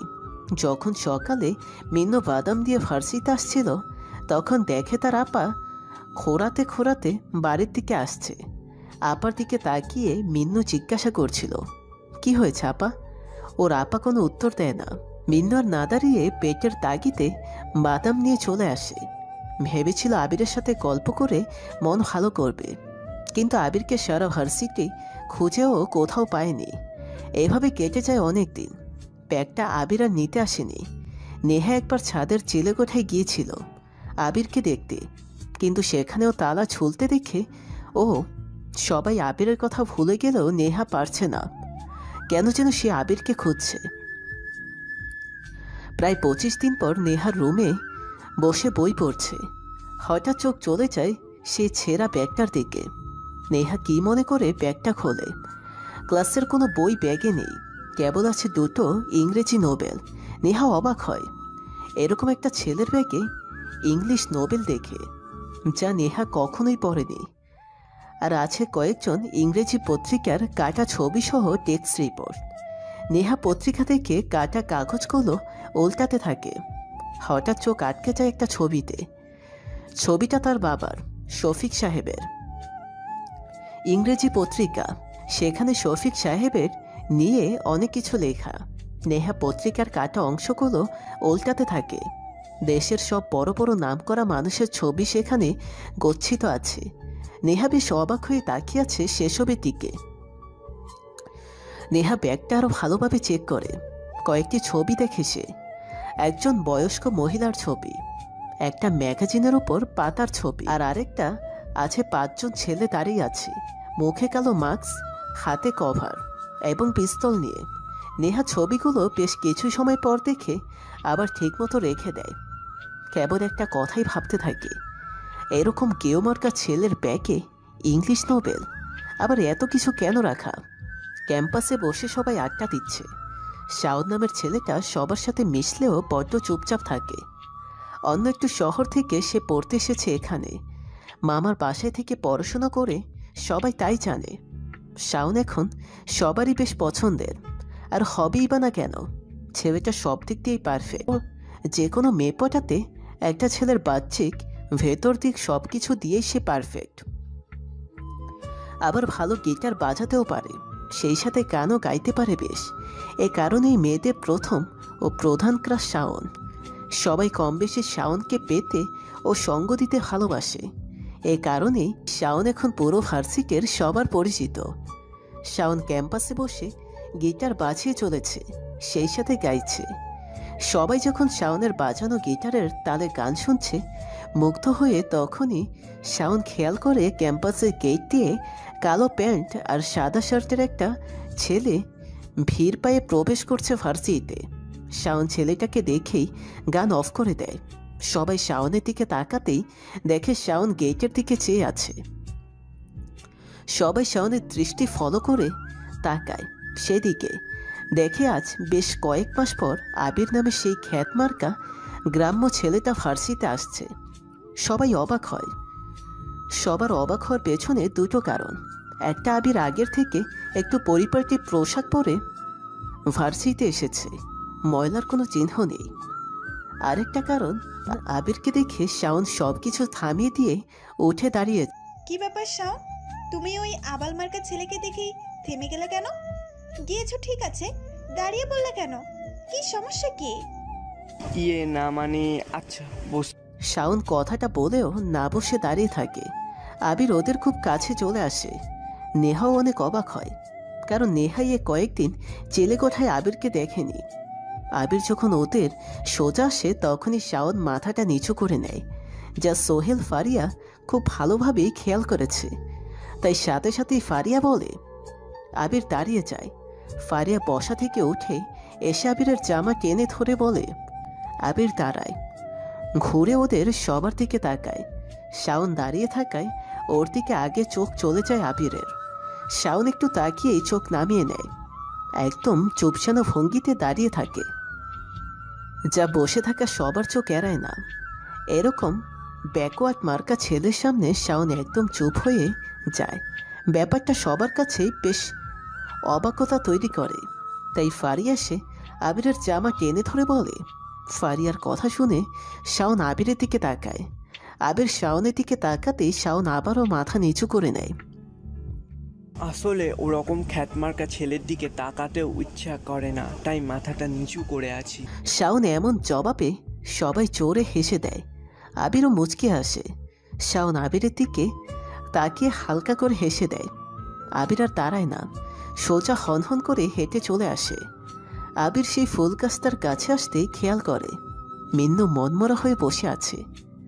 বাদামের গামলাতে অনেক বাদামই পড়ে আছে। আবির ওর পাশে গিয়ে বসে বলে। কিরে মিন্নু, তুই এভাবে বসে আছিস কেন? আবিরকে হুট করে এমনভাবে দেখবে মিন্নু ভাবেনি। আবির প্রায় 1.5 মাস পর ভার্সিটিতে এসেছে। মিন্নু প্রায় ধরেই নিয়েছিল আবির আর কোনোদিন ভার্সিটিতে আসবে না। আবিরকে দেখা মাত্রই মিন্নু হুড়মুড় করে কেঁদে ওঠে। আবির কিছুটা ভ্যাবাচেকা হয়ে তাকিয়ে বলে। কি হলো, তুই কাঁদছিস কেন? ভাইজান, আমার আফারে না পুলিশ কাকুরা দৌড়ে নিয়ে গেছে। আবির কপাল কুঁচকে মিন্নুর দিকে তাকায়। মিন্নুর আপার কথা শুনতেই বুকটা ছেদ করে ওঠে। মিন্নু খুব করে কাঁদতে থাকে। আবির ওর মাথায় হাত দিয়ে বলে। কি হয়েছে? জানি না ভাইজান, আফার লগে একবার দেখা হয়েছিল, আমারে কিছু বলি নাই। তাই পুলিশদের কাছে আপা কাঁদতে কাঁদতে কইতেছিল কি করেছে আমি। রাতে তো বাড়িতে ফিরেছিলাম, আমাকে কেন ধরে এনেছেন। পুলিশরা আপারে খুব গালি দিতেছিল, দেখে আমি চলে আসি। আজ 4 দিন হইল আফার লগে দেখা নাই। 4 দিন হইল আফারে দৌড়ে নিয়ে গেছে। আচ্ছা ঠিক আছে। জানো ভাইজান, আমি পুলিশদের পা জড়ায় ধরছিলাম, কাইন্দে কইছিলাম আমার আফারে সাইরা দিতে, আমাকে দৌড়ে রাইখা দিন, ও কিছু করতে পারে না। আমার আফা অনেক ভালো একজন, ওকে সাইরা দেন। পুলিশটা আমার জোরে লাথি মাইরে কইছিল। তোর আপা তো রাত হলেই বিয়ে গিরি করে বেড়ায়। শালা মা, যা এখান থেকে। বেশি তাড়ামি করলে না তোর বোনের সাথে তোকেও চালান করে দিব। শালা, যা টাকা নিয়ে আয়, নইলে থানা মুখো হবি না, বেটা হারামি। আবিরের দিকে তাকিয়ে কথাগুলো বলে মিন্নু ছলছল চোখে ঠিকই আবিরের মুখের রং পাল্টে যাওয়ার দৃশ্যটা লক্ষ্য করছে। মিন্নু এমন রং পাল্টানোর মানেটা খুব ভালো করেই জানে। কেউ খুব রেগে গেলে মুখের এক্সপ্রেশন আর রক্তবর্ণ যে ভাব আসে তা মিন্নুরও অচেনা নয়। আবির বলে। তুই বাসায় যা, তোর আপা বাড়িতে চলে আসবে। কত টাকা লাগবে বলেছে পুলিশ? বলছে 1 লাখ টাকা লাগবো। আপারে আর দেখতে পাবো না ভাইজান। দূর, বললাম তো আজকে তোর আপা বাড়িতে ফিরবে, তবে দেখিয়ে দিবি আমাকে তোকে কোনো পুলিশ লাথি মারছিল। আর কারাগারে কাউকে দেখতে গেলে টাকা দিতে হয় কে বলেছিল তাকেও দেখে দিবি। আর যে তোর আপাকে গালি দিয়েছিল তাকে দেখাতে পারবি তো? পারবো, খুব পারবো। মন চাইতেছিল হারামিগুলোকে ঘুষি মাইরা আপারে ওখান থেকে ছাড়াইয়া নিয়ে আসি। ঘুষি মারলে কি কেউ বড় রকমের আহত হয়? জানি না, তবে কে ছাড়াবে আমার আপারে? কেন আমি? আপনি টাকা কই পাবে? আপনি নিজেই তো জামা কিনতে পারেন না, ময়লা জামা পরে আসে। আপনি থেকে আমার জামা গুলান পরিষ্কার লাগে। রোজ আফা আমার জামাগুলা কাইসা দেয়। হা হা হা, এসব তোর ভাবতে হবে না, তুই খালি দেখিয়ে দিবি ব্যাস। আবিরের মুখের রং আরো পাল্টে যায়। জোরে একটা নিঃশ্বাস ছাড়ে, হাতটা মুট করে কয়েকবার। আবির মুচকি হাসে, মিন্নুর দিকে তাকায়ও। মিন্নু এক কাদা আশানরূপ দৃষ্টিতে তাকিয়ে আছে মিন্নুর দিকে। আবির আর দাঁড়ায় না, মিন্নুর হাত ধরে গাছের নিচ থেকে টেনে নিয়ে আসতে থাকে। আবির মিন্নুর হাত ধরে ভার্সিটি থেকে বের হয়। একটা রিক্সা ডাকে আবির। ওরা দুজন রিক্সাতে উঠে যায়। উদ্দেশ্য পরিচিত জায়গা। কারাগারের সামনে এসে রিক্সা থেকে নামে ওরা দুজন। মিন্নু হাত ইশারা করে দেখে বলে, হে আমার আপার লগে দেখা করাবো দিবে কয়ে টাকা নিয়ে নেয় পকেট থেকে, তারপর 2-4টে গালি দিয়ে আমারে বাইর কইরা দেয়। আপা কেমন আছে জানি না ভাইজান। আবির মিন্নুকে কারাগারের মেইন ফটকের সামনে যেতে বলে। গেটের সামনে যে পুলিশগুলো থাকে তারা ভালো মতো চেক করে ভেতরে প্রবেশ করতে দেয়, কিন্তু এই পুলিশওয়ালা এভাবে মিন্নুর থেকে টাকা নিয়েছে, সেটা বড়ই অন্যায়। আবির কারাগারের ভেতরে গাছের নিচে গিয়ে বসে। মিন্নু বোকার মতো কেবল আবিরের দিকে তাকিয়ে আছে। আবির ব্যবস্থা করার কথা বলেই এখানে বসে বসে আছে দেখে মিন্নু চুপ হয়ে গেছে। আবির পকেট থেকে ফোন বের করে কাকে যেন ফোন করে, ইংলিশে কার সাথে যেন কি কথা বলে। মিন্নু হা হয়ে তাকিয়ে আছে। দুজন পুলিশ ওদের সামনে সামনে এসে দাঁড়ায়। মিন্নু খুশিতে পুলিশদের সাথে যেতে থাকে। আবির বসে বসে মুচকে হাসতে থাকে। কয়েক সেকেন্ড পর বসা থেকে উঠে দাঁড়ায়। কেন্দ্রীয় কারাগারের মধ্যে জায়গাটা বিশাল। বাইরে থেকে যতটা আকর্ষণীয় লাগে ততটাই কঠিন জেলের ভেতরটা। নিলয় পকেটে হাত গুজে কারাগার থেকে বের হয়। কাঁধে সেই ছেঁড়া ব্যাগ। ব্যাগে যা যা ছিল তা ঠিকমতো আছে কিনা আবির জানে না। জেলেকোটায় ফিরে সে আগে ব্যাগটা চেক করবে, তারপর। বাবা, তুমি কি ছেলেটাকে বাসা থেকে কি তাড়াবে? শফিক সাহেব টিভি থেকে চোখ সরিয়ে নেহার দিকে তাকায়। নেহা বিরক্ত দৃষ্টিতে তাকিয়ে আছে শফিক সাহেবের দিকে। নেহা সোফাতে বসতেই শফিক সাহেব বলে, কেন, ও তোর আবার কি করলো? অনেক বেশি জ্ঞান দেয়। আর তাছাড়া ও যে আমাদের বাসায় আছে সেটা নিয়ে আমার বান্ধবীরা হাসাহাসি করে। কেন? কেন আবার? দেখো না কেমন বাজে মার্কা ছেলে, পোশাকগুলো কেমন, দেখলেই বমি পাই। পোশাকে কি আসে যায়? আর ছেলেটা তো নিজে থেকেই কখনো কারোর সাথে আগ বাড়িয়ে কিছু বলে না, চুপচাপই তো থাকে। তুমি কি করে জানো ওর ব্যাপারে এত কিছু? শফিক সাহেব এবার ভ্রু কুঁচকে তার মেয়ের দিকে তাকায়, তারপর আবারও মুচকে এসে বলে, বারে আমাদের বাসায় থাকে, তার ব্যাপারে খোঁজ না রাখলে হয়? চান্দটাকে কোথা থেকে পেয়েছো? বিরক্ত করে একটা ছেলে। ওরকম ছেলেই তো আমার পছন্দ। হ্যাঁ পছন্দ তো থাকো, ওকে নিয়ে একেবারে রেখে দিও, যত সব ফালতু একটা ছেলে। শফিক সাহেব হাসতে থাকে। মেয়ের এমন রাগি রাগি মুখটা শফিক সাহেবকে যেন আরো হ্যাপি করে দেয়। কিন্তু শফিক সাহেবের এমন হাসির কারণ নেহা ঠিক বুঝতে পারছে না। আবির ছাদে দাঁড়িয়ে আছে। আজকের আকাশটা কেমন বেমানান লাগছে। খট করে একটা শব্দ হয়। আবির সেই শব্দের দিকে তাকায়। নেহাকে কিছুটা দূরে দাঁড়িয়ে থাকতে দেখেও। আবির নেহাকে দেখেই চিলেকোঠার ঘরে চলে যেতে প্রস্তুত হয়। তখনই নেহা বলে, এই ছেলে শুনুন, আপনার সমস্যা কি? দেখুন ভার্সিটিতে অনেকেই থাকে, তাই আপনার সাথে কথা বলতে পারি না। আপনাকে যেটা সবসময় বলতে চাই, আপনি যাচ্ছেন না কেন আমাদের বাড়ি ছেড়ে? আবির কিছু বলে না, চোখটা একটু মুছে নিয়ে দীর্ঘ এক নিঃশ্বাস ছাড়ে। তারপর মুখে এক মুচকি হাসি নিয়ে বলে। নেহা কথাগুলো বলেই হনহন করে চলে গেল। আবির রাতের আকাশের দিকে তাকায়। কেমন যেন মোহনীয় লাগছে আকাশটাকে আজ। ফিরফিরে বাতাস বইছে। মনের মাঝে স্মৃতির ঢেউগুলো তীরে আশ্রে পড়ছে। আবির কিছু দূষিত স্মৃতিগুলো মনে করে হেসে ওঠে। আবির পকেটে হাত গুজে ফার্সিতে প্রবেশ করে। গেট থেকে কয়েক পা এগোতেই কোথা থেকে পরপর কয়েকটা ডিম এসে তার সারা গায়ে পড়তে থাকে। আবির বোকার মতো দাঁড়িয়ে আশেপাশে দেখতে থাকে। চোখ আটকে যায় কিছুটা দূরে কয়েকজন ছেলে মেয়ে দাঁড়িয়ে উচ্চস্বরে হাসছে। আবির সবাইকে খুব ভালো করে চেনে, তবে একটা ছেলেকে সে এর আগে কোনোদিন দেখেনি। বলিষ্ঠ দেহ, চুলগুলো ঠিকমতো করে ছাটা। সবার আগে ছেলেটি দাঁড়িয়ে আছে, তার পেছনে দাঁড়িয়ে আছে সোহেল, আরিফ, নাইমা, ফারিয়া, তিন্নি, তিশা, নেহা আর শাওন। আর ওরা সবাই আবিরের গায়ে টিম ছুঁড়ে মারছে। আবির কোনো রকমে নিজেকে সামলে এগিয়ে যেতে থাকে। ওদের কাছে আসতেই নেহা ডাক দেয়, ওই চান্দু, এদিকে আয়। আবির সেদিকে একবার তাকিয়ে সোজা চলে যেতে থাকে।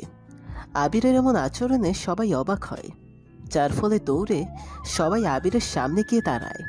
নতুন ছেলেটা আবিরের কলার চেপে ধরে বলে, তোকে না দেখেছি আমরা, কোথায় যাচ্ছি? আরে সিহাব, বুঝিস না ছেলের ভাব হয়েছে। ও তাই, তাহলে ছেলের ভাবটা একটু কমাতে হবে, কি বলিস? কি করা যায়? ইয়েস, চল ছেলেটাকে ক্যান্টিনের পিছনে নিয়ে গিয়ে ওর জামা কাপড়গুলো খুলে মেয়েদের ইয়েগুলোকে পরিয়ে দিই। ওই ইয়ে কী রে, মায়ের চিনোস? আরে ইয়ে চিনোস না, মেয়েরা ছোট ছোট ভেতরে যেসব পরে। শয়তান, তোরে মাইর দেব। তুই এগুলো চিনিস কি করে? ওইটার সাথে তোকেও ওইগুলো পরিয়ে দেব। সবাই হাসতে থাকে। নেহার শাওন দুজনে দাঁড়িয়ে আছে। নেহার মুখে হাসি, তবে শাওন গম্ভীর দৃষ্টিতে তাকিয়ে আছে। আবির একবার নেহার দিকে তাকায়। নেহা আবিরের দিকে বিরক্তির দৃষ্টিতে তাকিয়ে আছে। আবির বোঝে যায় সব কিছু নেহারই প্ল্যান। আবির মুচকে হাসে। সবার মুখে হাস্যোজ্জ্বল প্রতিচ্ছবি ফুটে উঠেছে। আবির একবার বোরকা পরা মেয়েটার দিকে তাকায়, আরেকবার সবার দিকে তাকায়। কি করবে ঠিক বুঝে উঠতে পারছে না। মেয়েগুলো দৌড়ে নিশিকে থামায়। এদিকে শিহাব আবিরকে মেয়েটার কাছে যেতে বলে, কিন্তু আবির তা করে না। শিহাব আবিরের গালে একটা কষে চর বসিয়ে দিতেই শাওন এসে বলে, ব্রো, বাদ দাও না, জাকরে কি হবে, ওরা ওদের মতো থাকুক না। শাওনের কথা শুনে সবাই একটু অবাক হয়, তবে এই অবাকের মূল কারণ কেউ বুঝতে পারে না। শিহাব আবিরকে জোরে ধাক্কা দেয়। ঠাই দাঁড়িয়ে থাকে সেখানে। ওদিকে নিশির সামনে ফারিয়া, তিশা, নাইমা দাঁড়িয়ে আছে। ওদের দেখেই নিশি পাশ কাটিয়ে চলে আসতে যাবে, তখনই ফারিয়া বলে। নিশি বোকার মতো দাঁড়িয়ে থাকে। দূরে দাঁড়িয়ে থাকা ছেলেটার দিকে একবার তাকায়। মুখটা ঠিক ভালোভাবে দেখতে পারছে না, তবুও তাকে কেমন যেন চেনা চেনা মনে হচ্ছে তার। কোথায় যেন সে দেখেছে, অথচ মনে করতে পারছে না। নিশি মনে মনে কয়েকবার কথাগুলো বলে ফেলল। গভীর চিন্তাতে সে সামনে দাঁড়িয়ে থাকা ছেলেটাকে নিয়ে ভাবছে, ব্যস্ত হয়ে যায়। হঠাৎ মনে পড়ে যায় নিশির। আবির নামের ছেলেটায় একপাশে ঘুরে দাঁড়িয়ে আছে, যা রকস্টার বয়েজ গ্যাংয়ের লিডারের মতোই লাগছে। যা নিশি কোনো একটা নিউজ চ্যানেলে আর ম্যাগাজিনের প্রথম পাতায় ছবিটা দেখেছিল। ছবিটা এমন ছিল যে কয়েকজন ছেলে দাঁড়িয়ে আছে সামনে হয়ে, মাথায় বড় হেড পরে, আর তাদের সামনে দাঁড়িয়ে আছে একটা কালো কোট, মাথায় হ্যাট আর মুখে সিগারেট নিয়ে। নিশি বিস্ফুটভাবে ছবিটা দেখে রোজ। সেই গ্যাংয়ের লিডারের নাম নিলয়, যা নিশি ম্যাগাজিনে পড়েছিল। নিলয়ের দাঁড়ানোর স্টাইল আর এই আবির নামের সহজ সরল ছেলেটা দাঁড়ানোর স্টাইল একদমই মিলে যাচ্ছে। এরকমটা নিশির কখনোই হয়নি। অনেক ছেলেকেই তো তার চোখে পড়ে, কিন্তু আবিরের মতো করে কেউ ওর চোখে পড়েনি। নিশি কথাটা বলার সাথে সাথেই তিশা এসে নিশির গালে কষে চর বসিয়ে দেয়। নিশি বোকার দৃষ্টিতে তাকিয়ে থাকে ওর দিকে, শান্ত ভঙ্গিতে তাকায়। সেই তাকানোর মাঝে লুকিয়ে থাকে অনেক কিছুই, কিন্তু কেউ তা বুঝতে পারে না। নিশি মুচকে হাসে। আবির আর নিশি এগিয়ে আসতে থাকে। খুব কাছে চলে আসে ওরা। আবিরের হাঁটার সাথে নিলয়ের মিল পাচ্ছে না নিশি, তবে দাঁড়ানোর স্টাইলটা ঠিক নিলয়ের মতোই, সেম টু সেম। নিশি সব ভাবতে ভাবতে এগিয়ে যায়। খুব কাছে আসতে সবাই দেখে বড় কালো রঙের দুটো গাড়ি ফার্সিতে প্রবেশ করেছে। ওরা থেমে গিয়ে সেদিকে তাকায়। গাড়িটা আবিরের সামনে এসে থামে। গাড়িটা দেখে নেহা অবাক হয়।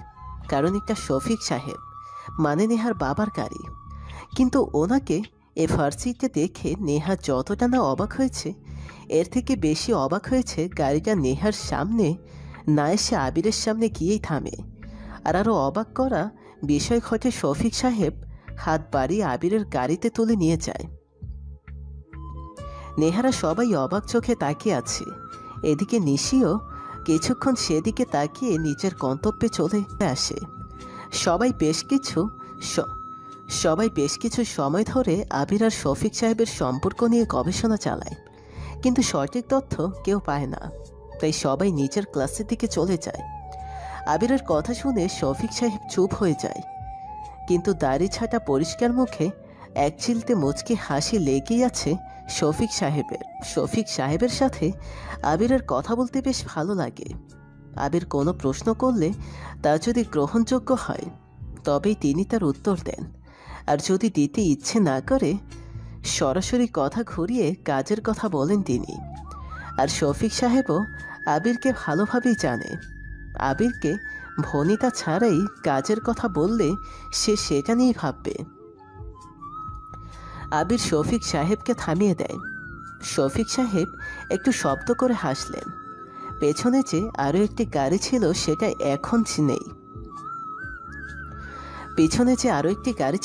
সেটা এখন নেই। গাড়িটা ছিল শফিক সাহেবের বডিগার্ডদের, যা তিনি সব সময় সব জায়গাতে গেলে সাথে নেবেন ওদের। কিন্তু এবার ব্যতিক্রম। আবির শফিক সাহেবের প্রশ্নের উত্তর দেয় না, কেবল একটু মুচকি হাসে। শফিক সাহেব বুঝে যায় আবির তার প্রশ্নের উত্তর দেবে না, তাই তিনি একটা দীর্ঘশ্বাস নিলেন। আবির গাড়ির জানালার কাঁচ খুলে দিয়ে বাইরের দিকে তাকায়। শ্রাবণের মেঘগুলো দক্ষিণ থেকে উত্তরে উড়ে চলার প্রতিযোগিতা শুরু করেছে, কারণ শরতের বেহুলা ডাক যে মেঘদের শুনতেই হবে। তবে সেই মেঘদের চালক হলো বাতাস, যা আবিরের গায়ে এসে লাগছে। সব সম্পর্কের কি কোনো অধিকার লাগে? মিন্নুর সাথে আবিরের সম্পর্কটা বন্ধুত্বের। হতে পারে মিন্নু ছোট আর আবির বড়, তবু সম্পর্কটা বন্ধুত্বের, মানবতার, যেখানে কোনো নাম নেই, আছে কেবল একটা অচেনা আহ্বান। আবির প্রশ্ন করে। আবির জানালা দিয়ে বাইরে তাকায়। গাড়িটা শহর থেকে বহুদূর চলে এসেছে। শহর ছেড়ে ছোট্ট একটি ঝিলের পাশ দিয়ে গাড়িটা চলছে। আবির বাইরে তাকাতেই দেখে অনেকগুলো সাদা রাজহাঁসের দল ঝিলের কিনারে হেঁটে বেড়াচ্ছে। উপরে উঠছে সাদা বক আর শিহরিত সাদা মেঘের দল। আবির সেদিকে চোখ না সরিয়ে বলে, সাহেব চমকে উঠলেন। এমনিতে আবিরের কেবলমাত্র থাকতে দেওয়া হয়েছে বলে তারও বাড়িতে টিকা কষ্টসাধ্য হয়ে গেছে। এরপর যদি নেহার রুমটা আবিরকে দিয়ে দেওয়া হয়, তাহলে নিশ্চিত শফিক সাহেব আর আবিরের কপালে বেশ খারাপ কিছুই আছে। শফিক সাহেবের গাড়িটা থেমে যায়। আবির সাথে সাথে নেমে যায় সেখানে। শফিক সাহেব আর কোনো কথা না বলেই গাড়ি চালিয়ে শহরের দিকে এগিয়ে আসে। রাকিবের দিকে সবাই উৎসুক দৃষ্টিতে তাকিয়ে আছে। রাকিব পেছনে তাকায়। ওর সাথে থাকা লোকজনগুলো এলিয়েনি দৃষ্টিতে তাকিয়ে আছে। রাকিব কিছু বলতে যাবে, তখনই আরও একটি চর রাকিবের গালে পড়ে। রাকিবের চোখ মুখ লাল হয়ে যায় রাগে আর অপমানে। যে চর মেরেছিল সে কয়েকবার আঙুল ফুটিয়ে রাকিবের দিকে তাকিয়ে হাসি দেয়। সবাই এরকম সাহসের জন্য বোরখা পরা মেয়েদের দিকে অবাক চোখেই তাকিয়ে আছে। শিহাব আরও বেশি অবাক হয়ে চেয়ে আছে, কারণ নিশি এমন কাজ করতে পারে শিহাব কখনো ভাবতেই পারেনি। নিশির এমন কাজে শিহাবের হাত পা যেন ঠান্ডা হয়ে যায়। নেহা উৎসুক দৃষ্টিতে তাকিয়ে আছে, আর এদিকে আবির মিন্নুর সাথে বসে গল্প করছে। হুট করেই মিন্নু বলে, ভাইজান ওইদিকে তাকান, মনে হয় ওইখানে ঝামেলা বাজছে, দেখুন ওইদিকে। মিন্নুর কথা শুনে আবির রাকিবদের দিকে তাকায়। সেখানে অনেক ছেলে মেয়ের জটলা লেগে আছে। মিন্নু আবিরের হাত ধরে বলে, ভাইজান চলেন দেখি ওইখানে কি হয়েছে, মারামারি হইব ভাইজান। ক্যাম্পাসে বহুত মারামারি হয়। ওই যে পোলাটা গালে হাত রাইকা কারে আছে, সেই পোলাটা বহুত খারাপ আছে। মানুষেরে ও কারণে পিড়ায়। নেহা আবারে অনেকদিন ধরে জ্বালাই পাশে আইসা এইখানে কি যেন একটা নেতা থাকে, সেটা হয়েছে ও। মিন্নুকে কিছু বলতে যাবে তার আগেই মিন্নু আবিরের হাত ধরে টেনে নিয়ে আসে সেদিকে।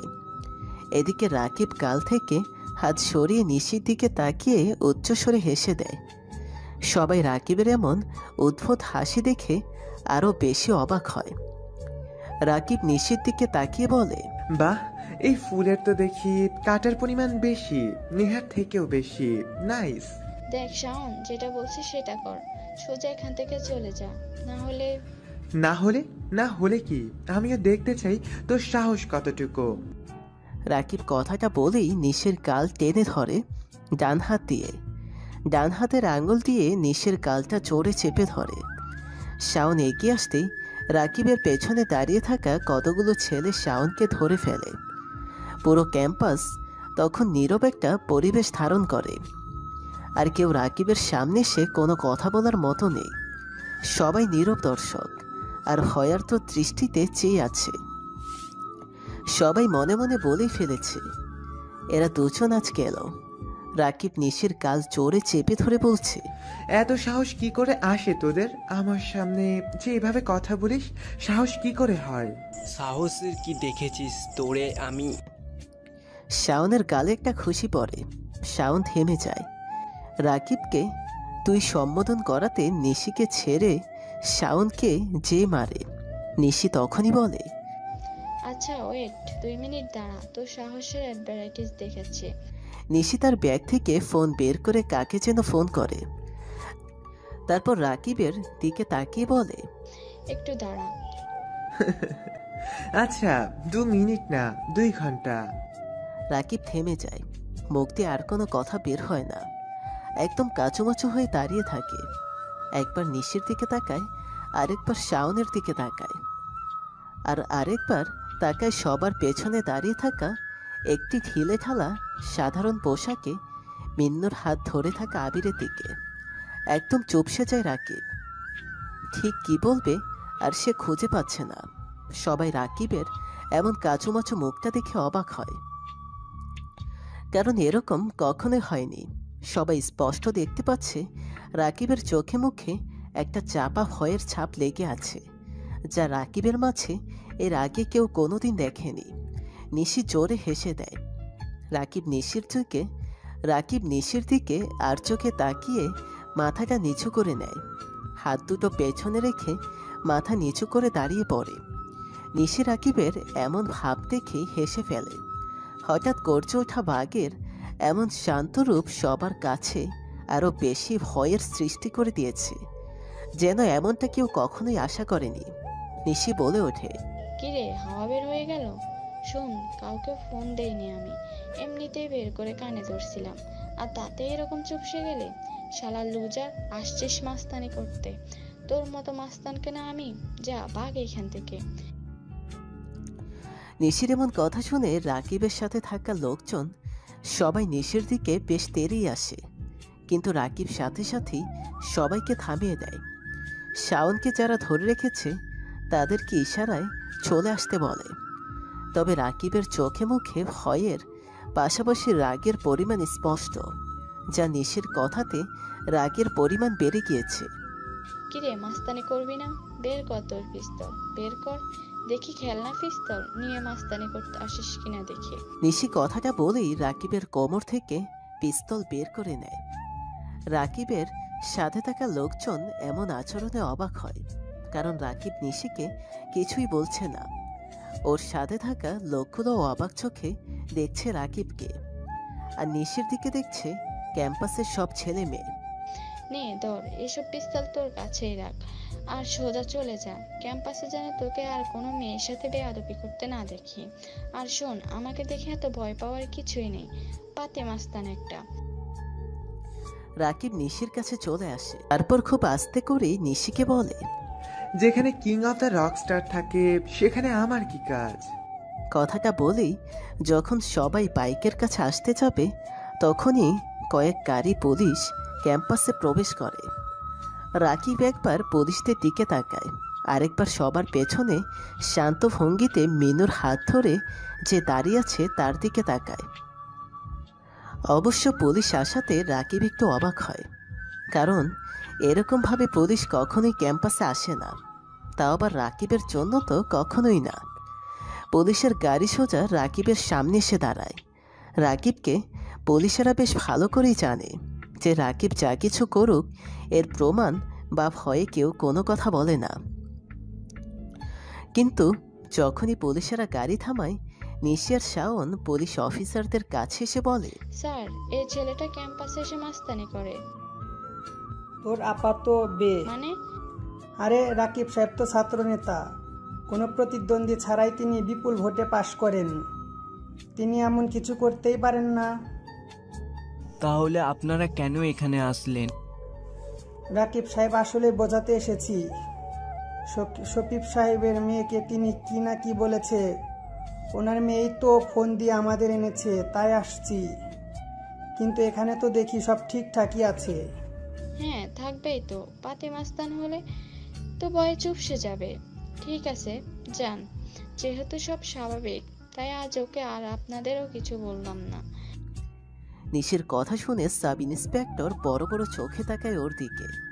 খুব সাধারণ একটা মেয়ে, এইভাবে কথা বলছে দেখে সবাই খানিকটা ঘাবড়ে যায়। এরকম করে কেউ ছাত্রনেতা আর পুলিশদের বলতে পারে সেটা সবারই ধারণার বাইরে ছিল। পুলিশ অফিসার রাকিবের দিকে তাকায়। রাকিব ইশারা করে চলে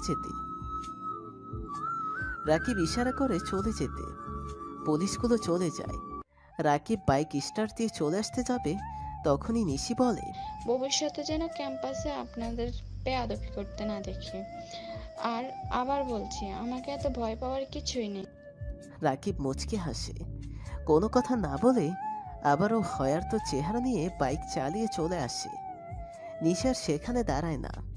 নেহারা অনেকবার তাকে ডেকেছে, কিন্তু নিশি আর না দাঁড়িয়ে হনহন করে তার ক্লাসের দিকে চলে আসে। শাওন পেছনে ঘুরতে দেখে আবির একদম সবার পিছনে দাঁড়িয়ে আছে।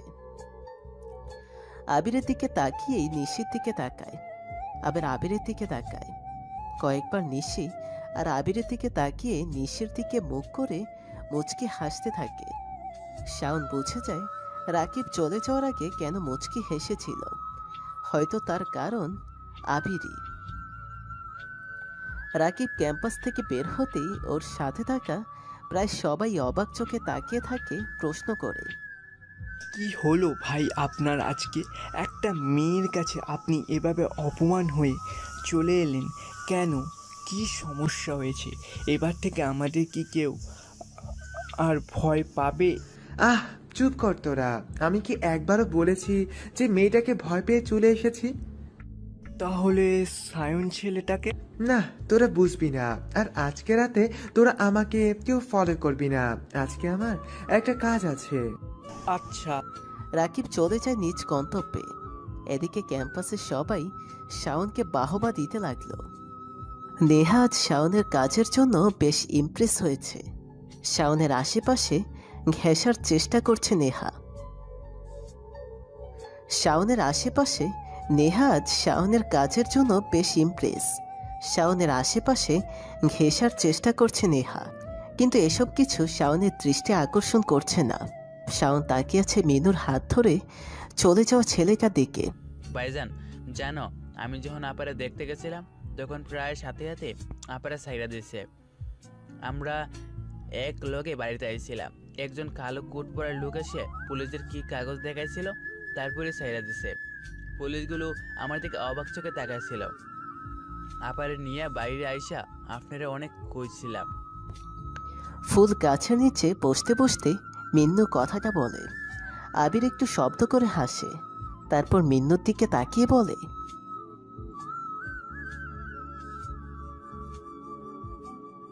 আচ্ছা ধর, আমি যদি চলে যাই কোথাও, মানে ধর আর আমার সাথে তোর কোনো রকম দেখা হবে না, তখন কি করবি? কি যে কন ভাইজান, আপনি কেন হারাইবেন? হারাই তো তারা যারা কাছে থাকতে ভয় পাইয়া যায়। আমার আপা বলছে তাই আপনারে কইছি, আমি এসব জানি না। আবির কিছু বলে না। মিন্নুর সাথে আরো কয়েক মিনিট কথা বলে চলে যায়। হালকা ছিরছিরে বৃষ্টি হচ্ছে, চারপাশে ঘুটঘুটে অন্ধকার। আকাশে শ্রাবণের কালো মেঘে ছেয়ে আছে চারপাশ। কেবল ল্যাম্পপোস্টের আলোয় মাঝে মাঝে অন্ধকারাচ্ছন্ন কেটে গিয়ে আলোর চাকচিক্য চোখে পড়ছে। আবির কোনো এক ল্যাম্পপোস্টের নিচে গিয়ে বসে পড়ে। চারপাশটা কেমন যেন শূন্য শূন্য লাগছে। আজ সন্ধ্যায় আবির মিন্নুদের বাড়িতে গিয়েছিল। মিন্নু বাড়ির সবাইকে বলেছিল আবির তার আপাকে ছাড়িয়েছে। এ কারণে সবাই আবিরের খাতিরে ব্যস্ত হয়ে যায়। কেবল মিন্নুর আপা রেনু আবিরের সামনে আসেনি। সবার সাথে টুকটাক কথা বলে। যখন চলে আসতে যাবে তখনই আড়াল থেকে রেনু ডাক দেয় আবিরকে, আপনি একবার এদিকে আসবেন। আবির থেমে যায়। কোমল একটা কণ্ঠ তার কানে বাজতে থাকে। আবির চুপচাপ দাঁড়িয়ে থাকে, কেমন যেন নেশাগ্রস্ত হয়ে পড়ে। যার কণ্ঠে এত মায়া সে নিশ্চয় একজন ভালো মনের মানুষ, আর মায়াবতী হবে। আবির ধীর পায়ে পাশের ঘরের দিকে যায়। ছোট্ট একটি জায়গায় দুটো রুম, একটাতে মিন্নুরা থাকে, আরেকটাতে ওর আপা। আবির রুমের বাইরে দাঁড়িয়ে আছে। ভেতর থেকে রেনু বলে ওঠে, ভেতর আসুন, কোনো সমস্যা নেই। আবির আবারও চুপ হয়ে যায়। কেমন যেন একটা মাদকতা কাজ করে সেই কণ্ঠের ওপর। আবির শান্ত ভঙ্গিতে আর অনেক বেশি উৎসাহ নিয়ে ছোট্ট একটি ঘরে প্রবেশ করে। রুমে খুব বেশি আলো নেই, একটু 40 ওয়াটের হলদে বাতি জ্বলছে। রুমের ডান পাশের দেয়ালে অনেকগুলো হাতে আঁকা ছবি টাঙানো। ছবিগুলো দেখলে মনে হয় যেন জীবন্ত। কেবল এখানে টাঙিয়ে রাখা হয়েছে। সামনের চেয়ারে বসুন। আবির চমকে ওঠে। সেই মায়া চড়ানো কণ্ঠ। আবির সেদিকে তাকায়। একবার অল্প বয়সী একটা মেয়ে বসে আছে খাটের ওপর। কালো পোশাক পরা, মুখটা দেখা যাচ্ছে না। পেছনে ঘুরে বসে আছে মেয়েটা। আবির চেয়ারে গিয়ে বসে, মেয়েটার দিকে তাকায়। বয়সটা অনুমান করতে থাকে। আনুমানিক 18 বা 20 হবে। গায়ের গড়ন বেশি পাতলা নয়, আবার মোটাও নয়। মিন্নুর মুখে আপনার অনেক কথা শুনেছি, তাই আপনাকে আজ আসতে বলেছি। আসলে সে সব সময় আপনার কথা বলে। আপনি আমাকে পুলিশের কাছে থেকে সারিয়েছেন, এর জন্য ধন্যবাদ দিব না, কারণ আমি জানি কেউ এমনি এমনি কিছু করে না। নিশ্চয়ই আপনারও অনেক কিছু দিতে হবে। আমার কিছুই দিতে হবে না। মিন্নুকে ভালোবাসি, ছেলেটা অনেক ভালো। আপনাদের কথা সে সব সময় বলে। এটাও নিশ্চয়ই বলেছে তার আপা কি করে। না, সে বলেনি। মজা নিচ্ছেন? মজা নিতেই পারেন, আপনাদের মতো সভ্য সমাজের মানুষগুলো তো মজা নেবেই, আরও মজা নেবেন, দাঁড়ান। কথাগুলো বলে বিছানায় বসা মেয়েটা আবিরের দিকে ঘোরে। আবির যা ভেবেছিল ঠিক তার থেকেও বেশি মায়াবী মিন্নুর বোন। চেহারাতে কোনো প্রকার কষ্টের ছাপ নেই, কেমন যেন হাসি হাসি মুখ, অসম্ভব মায়া। আবির কিছু বলতে চেয়েও বলতে পারে না। রেনু আপা বলে, কেউ কখনো এমনি এমনি কিছু করে না। আমরা আপনার কাছে ঋণী, চাইলে আপনি ঋণ শোধ করে নিতে পারেন। না না, এরকম কিছুই না। আমি তো কেবল মিন্নুকে ভালোবাসি বলে ওর জন্য এরকম করেছি। আরে ধুর মিয়া, এত সাধু সাধার কিছু নেই। জলদি আপনার ঋণ পরিশোধ করে দিন। আজ অনেক দিন আমাকে কেউ স্পর্শ করেনি, জলদি শুরু করেন। এত ভনিতা ভালো লাগে না। মিন্নুর সাথে মিশে এত কিছু করেছেন, ভাবছেন আমরা খুশি হব। হ্যাঁ, খুশিই তো হয়েছি, আর খুশি হয়ে আপনার জন্য নিজেকে তৈরি করেছি সন্ধ্যা থেকে। এই জন্য টাকা লাগবে না। আমাকে যে সারিয়েছেন এটার জন্য ফ্রি। আসুন আসুন, বাইরে বৃষ্টি শুরু হবে, কেউ জানবে না। চাইলে সারা রাত আপনার ঋণ পরিশোধ করে নিতে পারেন আমার সাথে থেকে, যেভাবে ইচ্ছে ব্যবহার করতে পারেন। আপনাদের হিসেব আমি বেশ ভালো করেই বুঝি। আসেন তো মিয়া। আবির বোকার মতো তাকিয়ে থাকে রেনুর দিকে। কয়েক মুহূর্ত আগে এই মেয়েটাকে নিয়ে আবির কত কিছুই না মনে করেছিল, কিন্তু এরকমভাবে রেনু বলতে পারে কথা আবির বুঝতে পারেনি। অবশ্য রেনুর দোষটাও বা কোথায়? রেনুর সাথে হয়তো সবাই পাওয়ানাটা নিয়েই এরকম করে। দুনিয়াতে কেউ তো কারোর জন্য না। কেউ না খেয়ে থাকলে কেউ নিজের টাকা খরচ করে খেতে দেবে না। আর এক্ষেত্রে তো আবির কোনো কারণ ছাড়াই মিন্নুদের উপকার করেছে। আবির কিছু বলতে যাবে তখনই রেনু বসা থেকে উঠে দাঁড়িয়ে বলে। আবির রেনুর দিকে তাকায়। মেয়েটাকে তার কাছে যেন মায়াবী কোনো ফুটন্ত তাজা ফুলের মতো লাগছে। রেনুর এমন কথাটা আবির অনেকখানি অবাক হয়। আবির ঠিক কী বলবে বুঝে উঠতে পারে না। মিন্নুর সাথে তার সখ্যতা গড়ে উঠেছে রেনু আপাকে উপভোগ করার জন্য না, রেনুকে সে তার বোনের মতো দেখে এসেছে। রেনু আবিরের খুব কাছে চলে আসে। আবির আর সহ্য করতে না পেরে চেয়ার থেকে উঠে দাঁড়িয়ে রেনুর কাঁধে কষে একটা চড় মারে। রেনু অবাক হয়ে আবিরের দিকে তাকিয়ে আছে। আবির বলে, নারী দেহের প্রতি লোভ থাকলে আপনার আগে আরও অনেক মেয়েদেরকেই নিজের ইচ্ছে মতো বিছানায় নিয়ে নিজের প্রশান্তি মেটাতাম। নারী মানে একজন পরিচারক। নারীরাই পারে অনেক কিছু বদলে দিতে, আর সেই নারীকে আমরা বিভিন্ন নামে ডাকি। কেউ বলি বেশ্যা, কেউ বলি পতিতা। তবে সমাজে যারা পতিতা হয় তারা এমনি এমনি হয় না। আপনি যেমন হয়েছেন পরিবারের জন্য, তবে এটা বিশ্বাস করুন আমি কেবল কিছু পাওয়ার জন্য এসব করিনি। মিন্নুকে ভালোবাসি আর আপনাদের পরিবারকেও। ভালো থাকবেন। আর কখনো আপনাদের উপকার করব না, আসবো না। আবির রুম থেকে বের হয়। রুম থেকে বের হতেই দেখে মিন্নু দাঁড়িয়ে আছে। মিন্নুর দিকে তাকিয়ে মুচকে হাসি দিয়ে হনহন করে চলে আসে ও। হালকা ঝিরঝিরে বৃষ্টি হচ্ছে। চারপাশে খুটখুটে অন্ধকার। আকাশে শ্রাবণের কালো মেঘে ছেয়ে আছে চারপাশ। কেবল ল্যাম্পপোস্টের আলোয় মাঝে মাঝে অন্য খাড়াচ্ছন্ন হেঁটে গিয়ে আলোর চাকচিক্য চোখে পড়ছে। আবির কোনো এক ল্যাম্পপোস্টের নিচে গিয়ে বসে পড়ে। চারপাশটা কেমন যেন শূন্য শূন্য লাগছে। আবির বসা থেকে উঠে দাঁড়াতে যাবে তখনই কালো রঙের একটি গাড়ি আবিরের সামনে এসে দাঁড়ায়। বৃষ্টির পরিমাণ ধীরে ধীরে তার পতিতমান প্রবাহ বাড়িয়ে দিচ্ছে। আবির গাড়িটার দিকে তাকিয়ে পৌঁছার চেষ্টা করে। কে হতে পারে গাড়িতে? শফিক সাহেবের গাড়ি তো নয় এটা, তবে কে হতে পারে? আবির মনে মনে কথাগুলো বলছে।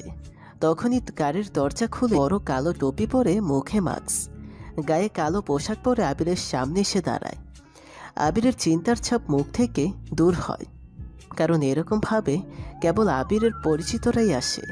কিন্তু আবিরের সামনে এইভাবে আসাটা আবির বুঝতে পারছে না, কারণ সে ঢাকাতে আছে। এটা কেবল সে ছাড়া কারো জানার কথা না। কেমন আছিস নিলয়? আবির বসা থেকে উঠে দাঁড়ায়, প্রচণ্ড রকম অবাক হয়েও। থতমত খেয়ে খানিকটা সময় সামনে দাঁড়িয়ে থাকা মাস্কে মুখ ঢাকা আগন্তুকের দিকে তাকিয়ে আছে। সামনে দাঁড়িয়ে থাকা লোকটার কণ্ঠটা আবিরের বেশ চেনা। আবির বসে পড়ে। মাস্ক পরা ছেলেটা আবিরের পাশে গিয়ে বসে। আবির ছেলেটার দিকে তাকায়। ছেলেটা মুখ থেকে মাস্কটা খোলে। ল্যাম্পপোস্টের আলোয় ঝড়ঝড় বৃষ্টির প্রবণতা তাড়নায় লোকটাকে দেখে আবির অনেকটা অবাক হয়। আবিরকে কেউ চিনতে পারবে আবির তা একদমই বুঝতে পারেনি। পাশে বসে থাকা রাকিবের দিকে হা হয়ে তাকায় আবির। মনে পড়ে রাকিবের সাথে কাটানো সেই সময়ের কথা। রাকিব বলে, কিরে, আগের থেকেই বেশি চুপচাপ হয়ে গেছিস। মাস্তানে সারবি বলে সবকিছু সেরে সুরে এখানে চলে এসেছিস। কিন্তু আমি জানি নিলয় কখনো মাস্তানি ছাড়তে পারে না। এখানে আসার পিছনে কারণ আছে। কেন এসেছিস? তোর জন্য কতগুলো অপমান সহ্য করেছি আজ জানিস? তুই এখান থেকে চলে যা। ঢাকা সিটি শুধু আমার। তুই তো বলেছিলি যেমন খুশি সেভাবে থাকতে, কেবল গ্যাংস্টারের সবার সামনে অজানা রাখতে। তোর থেকে চলে এসে আমি নিজের মতো করে নিজেকে তৈরি করেছি। আবার তুই আসছোস। আমি জানি তুই রাফিয়ানিতে সেরা, কিন্তু রাকিবকে থামিয়ে আবির একটু শব্দ করে হাসে। রাকিব আবিরের দিকে তাকায়। আবির বসা থেকে উঠে দাঁড়িয়ে রাকিবের হাত থেকে মাস্কটা নিয়ে নেয়। তারপর শান্ত ভঙ্গিতে বলে, পিস্তলটা তোর গায়ের সব কাপড়গুলো দে, আর নেহার পিছু ছেড়ে দে। আবিরের কথা মতো কোমর থেকে পিস্তলটা দিয়ে দেয় রাকিব। আবির মাস্কটা পরে নেয়। কোমরে পিস্তল গুঁজে পকেট থেকে ফোন বের করে কয়েক পা এগিয়ে আসে। আরও একটা ড্রেস গাড়িতে রাখা আছে, আর নেহার পিঠু যদি না ছাড়ি, হা হা হা, বাসায় চলে যা। জানিসই তো রাগ করতে ভালো লাগে না। রাগের কারণে সম্পর্ক নষ্ট হয়। আর ভালো করেই জানিস রাকিব, আমি রেগে গেলে কি হতে পারে। যেটা বললাম সেটা কর। আবির আর দাঁড়ায় না। রাকিবের গাড়ির দরজা হালকা খোলা ছিল। রাকিবের গাড়িতে উঠে গাড়ি স্টার্ট দেয় আবির। রাকিব ল্যাম্পপোস্টের নিচে বসে বোকার মতো তাকিয়ে থাকে আবিরের চলে যাওয়ার দিকে। রাকিব মনে মনে আবিরকে অনেক কিছুই বলতে থাকে, কিন্তু সেসব কথার কোনো শব্দ নেই, কেবল নীরবতায় ছেয়ে আছে। চারপাশ অন্ধকার, দূরে দুটো গাড়ি দাঁড়িয়ে আছে। আবির কিছুটা দূরে রাকিবের গাড়িটা ব্রেক করে, তখনই ছুমছুমিয়ে বৃষ্টি নামছে। চারপাশে বৃষ্টির ধোঁয়াতে ঢেকে আছে। আবির গাড়ি থেকে নামে। 4 জন লোক দাঁড়িয়ে আছে দুটো গাড়ির সামনে। সেই 4 জন লোকের গায়ে রাকিবের মতো ড্রেস আপ। 4 জন লোকের মুখে মাস্কও আছে। 4 জন ছেলের সামনে 3 জন লোক হাঁটু মাটিতে লাগিয়ে হাতে হ্যান্ডস্কাপ পরা অবস্থায় বসে আছে, মুখের ওপর কালো কাপড় বাঁধা। আবির ধীর পায়ে এগিয়ে আসে ওদের কাছে। খুব কাছে আসতেই কোনো একজন ছেলে একটি চেয়ার এনে আবিরের সামনে রাখে। আবির শান্ত ভঙ্গিতে চেয়ারে বসে কোমর থেকে পিস্তল বের করে। ভাইয়া, মোহন শেখ, জামির হায়দার আর নাসির মোল্লা 3 জন পুলিশদেরকে তুলে নিয়ে এনেছি তোমার প্ল্যান মতো। মুন্নুকে মোহন শেখ পেটে লাথি মেরেছিল, জামির হায়দার রেনুকে অনেক মেরেছিল আর বাজে কথাও বলেছিল। মুন্নুকে নাসির মোল্লা তার বোনকে দেখতে যেতেই দিত না, টাকা নিত। এদেরকে মন চাইছে কপালে গুলি করে মেরে দিই। আবির ইশারা করে। আশরাফ সিগারেটের প্যাকেট ছুঁড়ে দেয় আবিরের দিকে। আবির সিগারেট চালায়, কয়েকবার সিগারেট টান দিয়ে আবারও ইশারা করে ওদের মুখের ওপর থেকে কাপড়গুলো সরাতে বলে। আবিরের কথা মতো কাপড় সরায়। 3 জন পুলিশ অফিসার আবিরের সামনে বসে আছে। কে কে তোমরা? এভাবে কেন আমাদের তুলে এনেছো? জানো তোমাদের কি করতে পারি? আমাদের ছেড়ে দাও, না হলে তোমার কপালে অনেক খারাপ আছে। যদি না ছাড়ো। নাসির মোল্লা কিছু বলতে যাবে, তখনই আবির পিস্তল সোজা করে ট্রিগারে চাপ দেয়। নাসির মোল্লার ডান হাতের ওপর যে গুলিটা লাগে। নাসির মোল্লা চিৎকার করে কাঁদতে থাকে। রক্তের গতিবেগ বেড়ে যেয়ে পানির সাথে মিশে যায়। আমাদের ছেড়ে দিন, আমরা কি করেছি? আমাদের মারবেন না। আবির কোনো কথা শোনে না, সবার দিকে পিস্তল তাক করে ট্রিগারে চাপ দেয়। একে একে কারো কাঁধে কারো পায়ে গুলি লাগে। সবাই যন্ত্রণায় চিৎকার করে কাঁদতে থাকে। ক্ষতের যন্ত্রণা তীব্র থেকে তীব্র হয়।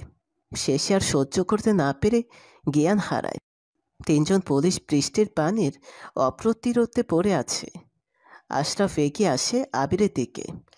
আবির মুখের ওপর থেকে মাস্ক আর লম্বা টুপিটা খোলে। সাথে সাথেই সবাই সবার মাস্ক খুলে নেয়। আবিরের দিকে আশরাফ তাকিয়ে বলে, বুঝতে পারছি না এদেরকে কেন না পেরে এভাবে রেখে দিলে। আর তাছাড়া সেদিন বলেছিলে আর মাস্তানি করবে না, তবুও আবার এত কিছু করলে। তোমার প্ল্যান মতো সব কিছুই করলাম, কিছুই বুঝতে পারছি না। এত কিছু তোদের বুঝতে হবে না। মা কেমন আছে? আন্টি রোজ তোমাকে খোঁজে, পায় না। আচ্ছা, যা চলে যা। আমি না ডাকা অবধি তোরা যেন সিটিতে একদমই পা রাখবি না। আর শাওনের সাথে যোগাযোগ কম করবি, সে আমার সাথেই আছে। আর এই 3 জনকে থানার সামনে রেখে আসবি। আবির আর কিছু বলে না, বসা থেকে উঠে চলে আসে। আশরাফ, সায়ান, হাসান আর মেহেদি চলে আসে সেখান থেকে। রাকিবের গাড়িটা রাকিবের বাড়ির সামনে পার্ক করে আবির চলে আসে। ঝমঝমে বৃষ্টি হচ্ছে। নেহা ছাদের এক কোণে দাঁড়িয়ে হাত ছড়িয়ে বৃষ্টিতে ভিজছে। গায়ে সাদা রঙের ড্রেস আপ, চুলগুলো আর ঘন কালো। আজ অনেক দিন পর নেহা ছাদে এসে বৃষ্টিতে ভিজছে, কারণ আবিরের জন্য নেহা ঠিকমতো ছাদে আসে না। রাস্তার দিকে তাকিয়ে বৃষ্টিতে ভিজছে আর আজকে ঘটে যাওয়া ঘটনাগুলো মনে করছে। বারবার নিজেই বিড়বিড় করে বলেছে, নেহা অনেকবার শাওনের কথা ভেবেছে। এমনটা না যে শাওনের কথা ভাবে, তবে আজ অজান্তেই শাওন আর আজকের ঘটনাটা বেশি মনে পড়ছে নেহার। রাস্তার দিকে তাকিয়ে খেয়াল করে কেউ একজন ভিজতে ভিজতে ঘরের বাড়ির ভেতর প্রবেশ করছে। নেহা ভালো করে তাকিয়ে দেখে এটা আবির, তবে অন্য দিনের মতো খ্যাত লাগছে না তার। আজকে পোশাকে যেন এক ধরনের স্মার্টনেস ছড়িয়ে পড়ছে। নেহা ভালো করে তাকায়, আবিরকে আজ দেখতে অন্যরকম লাগছে। ঠিক তখনই নেহা দেখে তার বাবা শফিক আহমেদ একটা ছাতা নিয়ে এগিয়ে যায় আবিরের দিকে। নেহা অবাক হয়েই তাকায়, কারণ শহরের টপ প্রভাবশালী লোকদের মধ্যে সেরা 5 নাম্বারে, কিন্তু তবু তিনি সামান্য একটা ছেলের জন্য এরকম বৃষ্টির মধ্যে ছাতা নিয়ে এগিয়ে আসাটা নেহার মনে অনেকগুলো প্রশ্ন তৈরি করে দেয়। কে ছেলেটা? কেবল বাবাকে বাঁচিয়েছে বলে এত কিছু তার জন্য করছে। কারণটা কি? সত্যি কি আমরা যা দেখছি সেটাই ঠিক, নাকি এর পেছনে অন্য কিছু আছে? বাবাকে খুব করে জিজ্ঞাসা করতে হবে। আবির ভেতরে প্রবেশ করে, সিঁড়ি ভেঙে ওপরের দিকে যেতে থাকে। চিলকোঠার কাছাকাছি আসতেই দেখা যায় নেহার সাথে। নেহা নিচের দিকে নামছে। আবির নেহার দিকে তাকায় না, নেহা আর চোখে আবিরের দিকে তাকায়। নেহি স্পষ্ট খেয়াল করে আবির তার দিকে একবারও তাকায়নি। মনে মনে বলে, কিরে চান্দু, পাশ দিয়ে বৃষ্টিতে ভেজে সুন্দরী মেয়ে যাচ্ছে, তাকাচ্ছে না কেন? কি ভাবরে চান্দুটার? নিলয় ছাদে আসে, বাইরে থেকে ছাদের দরজা লাগিয়ে দেয়। বৃষ্টির মধ্যে ধপ করে বসে পড়ে। বৃষ্টির পানি আবিরের পুরো শরীরটা ঠান্ডা করে দিলেও ভেতরটা কেমন যেন অস্থির করে দিয়েছে। মায়ের কথা খুব মনে পড়ছে ওর। মায়ের কথার কারণেই সে পুলিশ অফিসারদের মারেনি, না হলে ওদের নিঃশ্বাসটা আজই শেষ হতো। আবির আকাশের দিকে তাকায়। বৃষ্টির ফোঁটা ওর চোখে মুখে এসে পড়তে থাকে। চোখটা বন্ধ করে ও। মিন্নু আর তার বোনের মুখটা চোখের সামনে ভাসতে থাকে। রেনুর কথাগুলো আবারও মনে করতেই বুকটা কেমন ছ্যাদ করে ওঠে। সে চাইলেই পুরো শহরে অনেক কিছুই করতে পারে, কিন্তু সবকিছু যেন আজ অন্যরকম। অবশ্য এরকমটা হচ্ছে তার শান্তশিষ্ট স্বভাবের কারণে। না, আর মাস্তানি একদমই প্রকাশ করব না। রাকিব কি চাই? সে কেন আজ এভাবে কথা বলল? আবির অনেক কিছুই ভাবছে।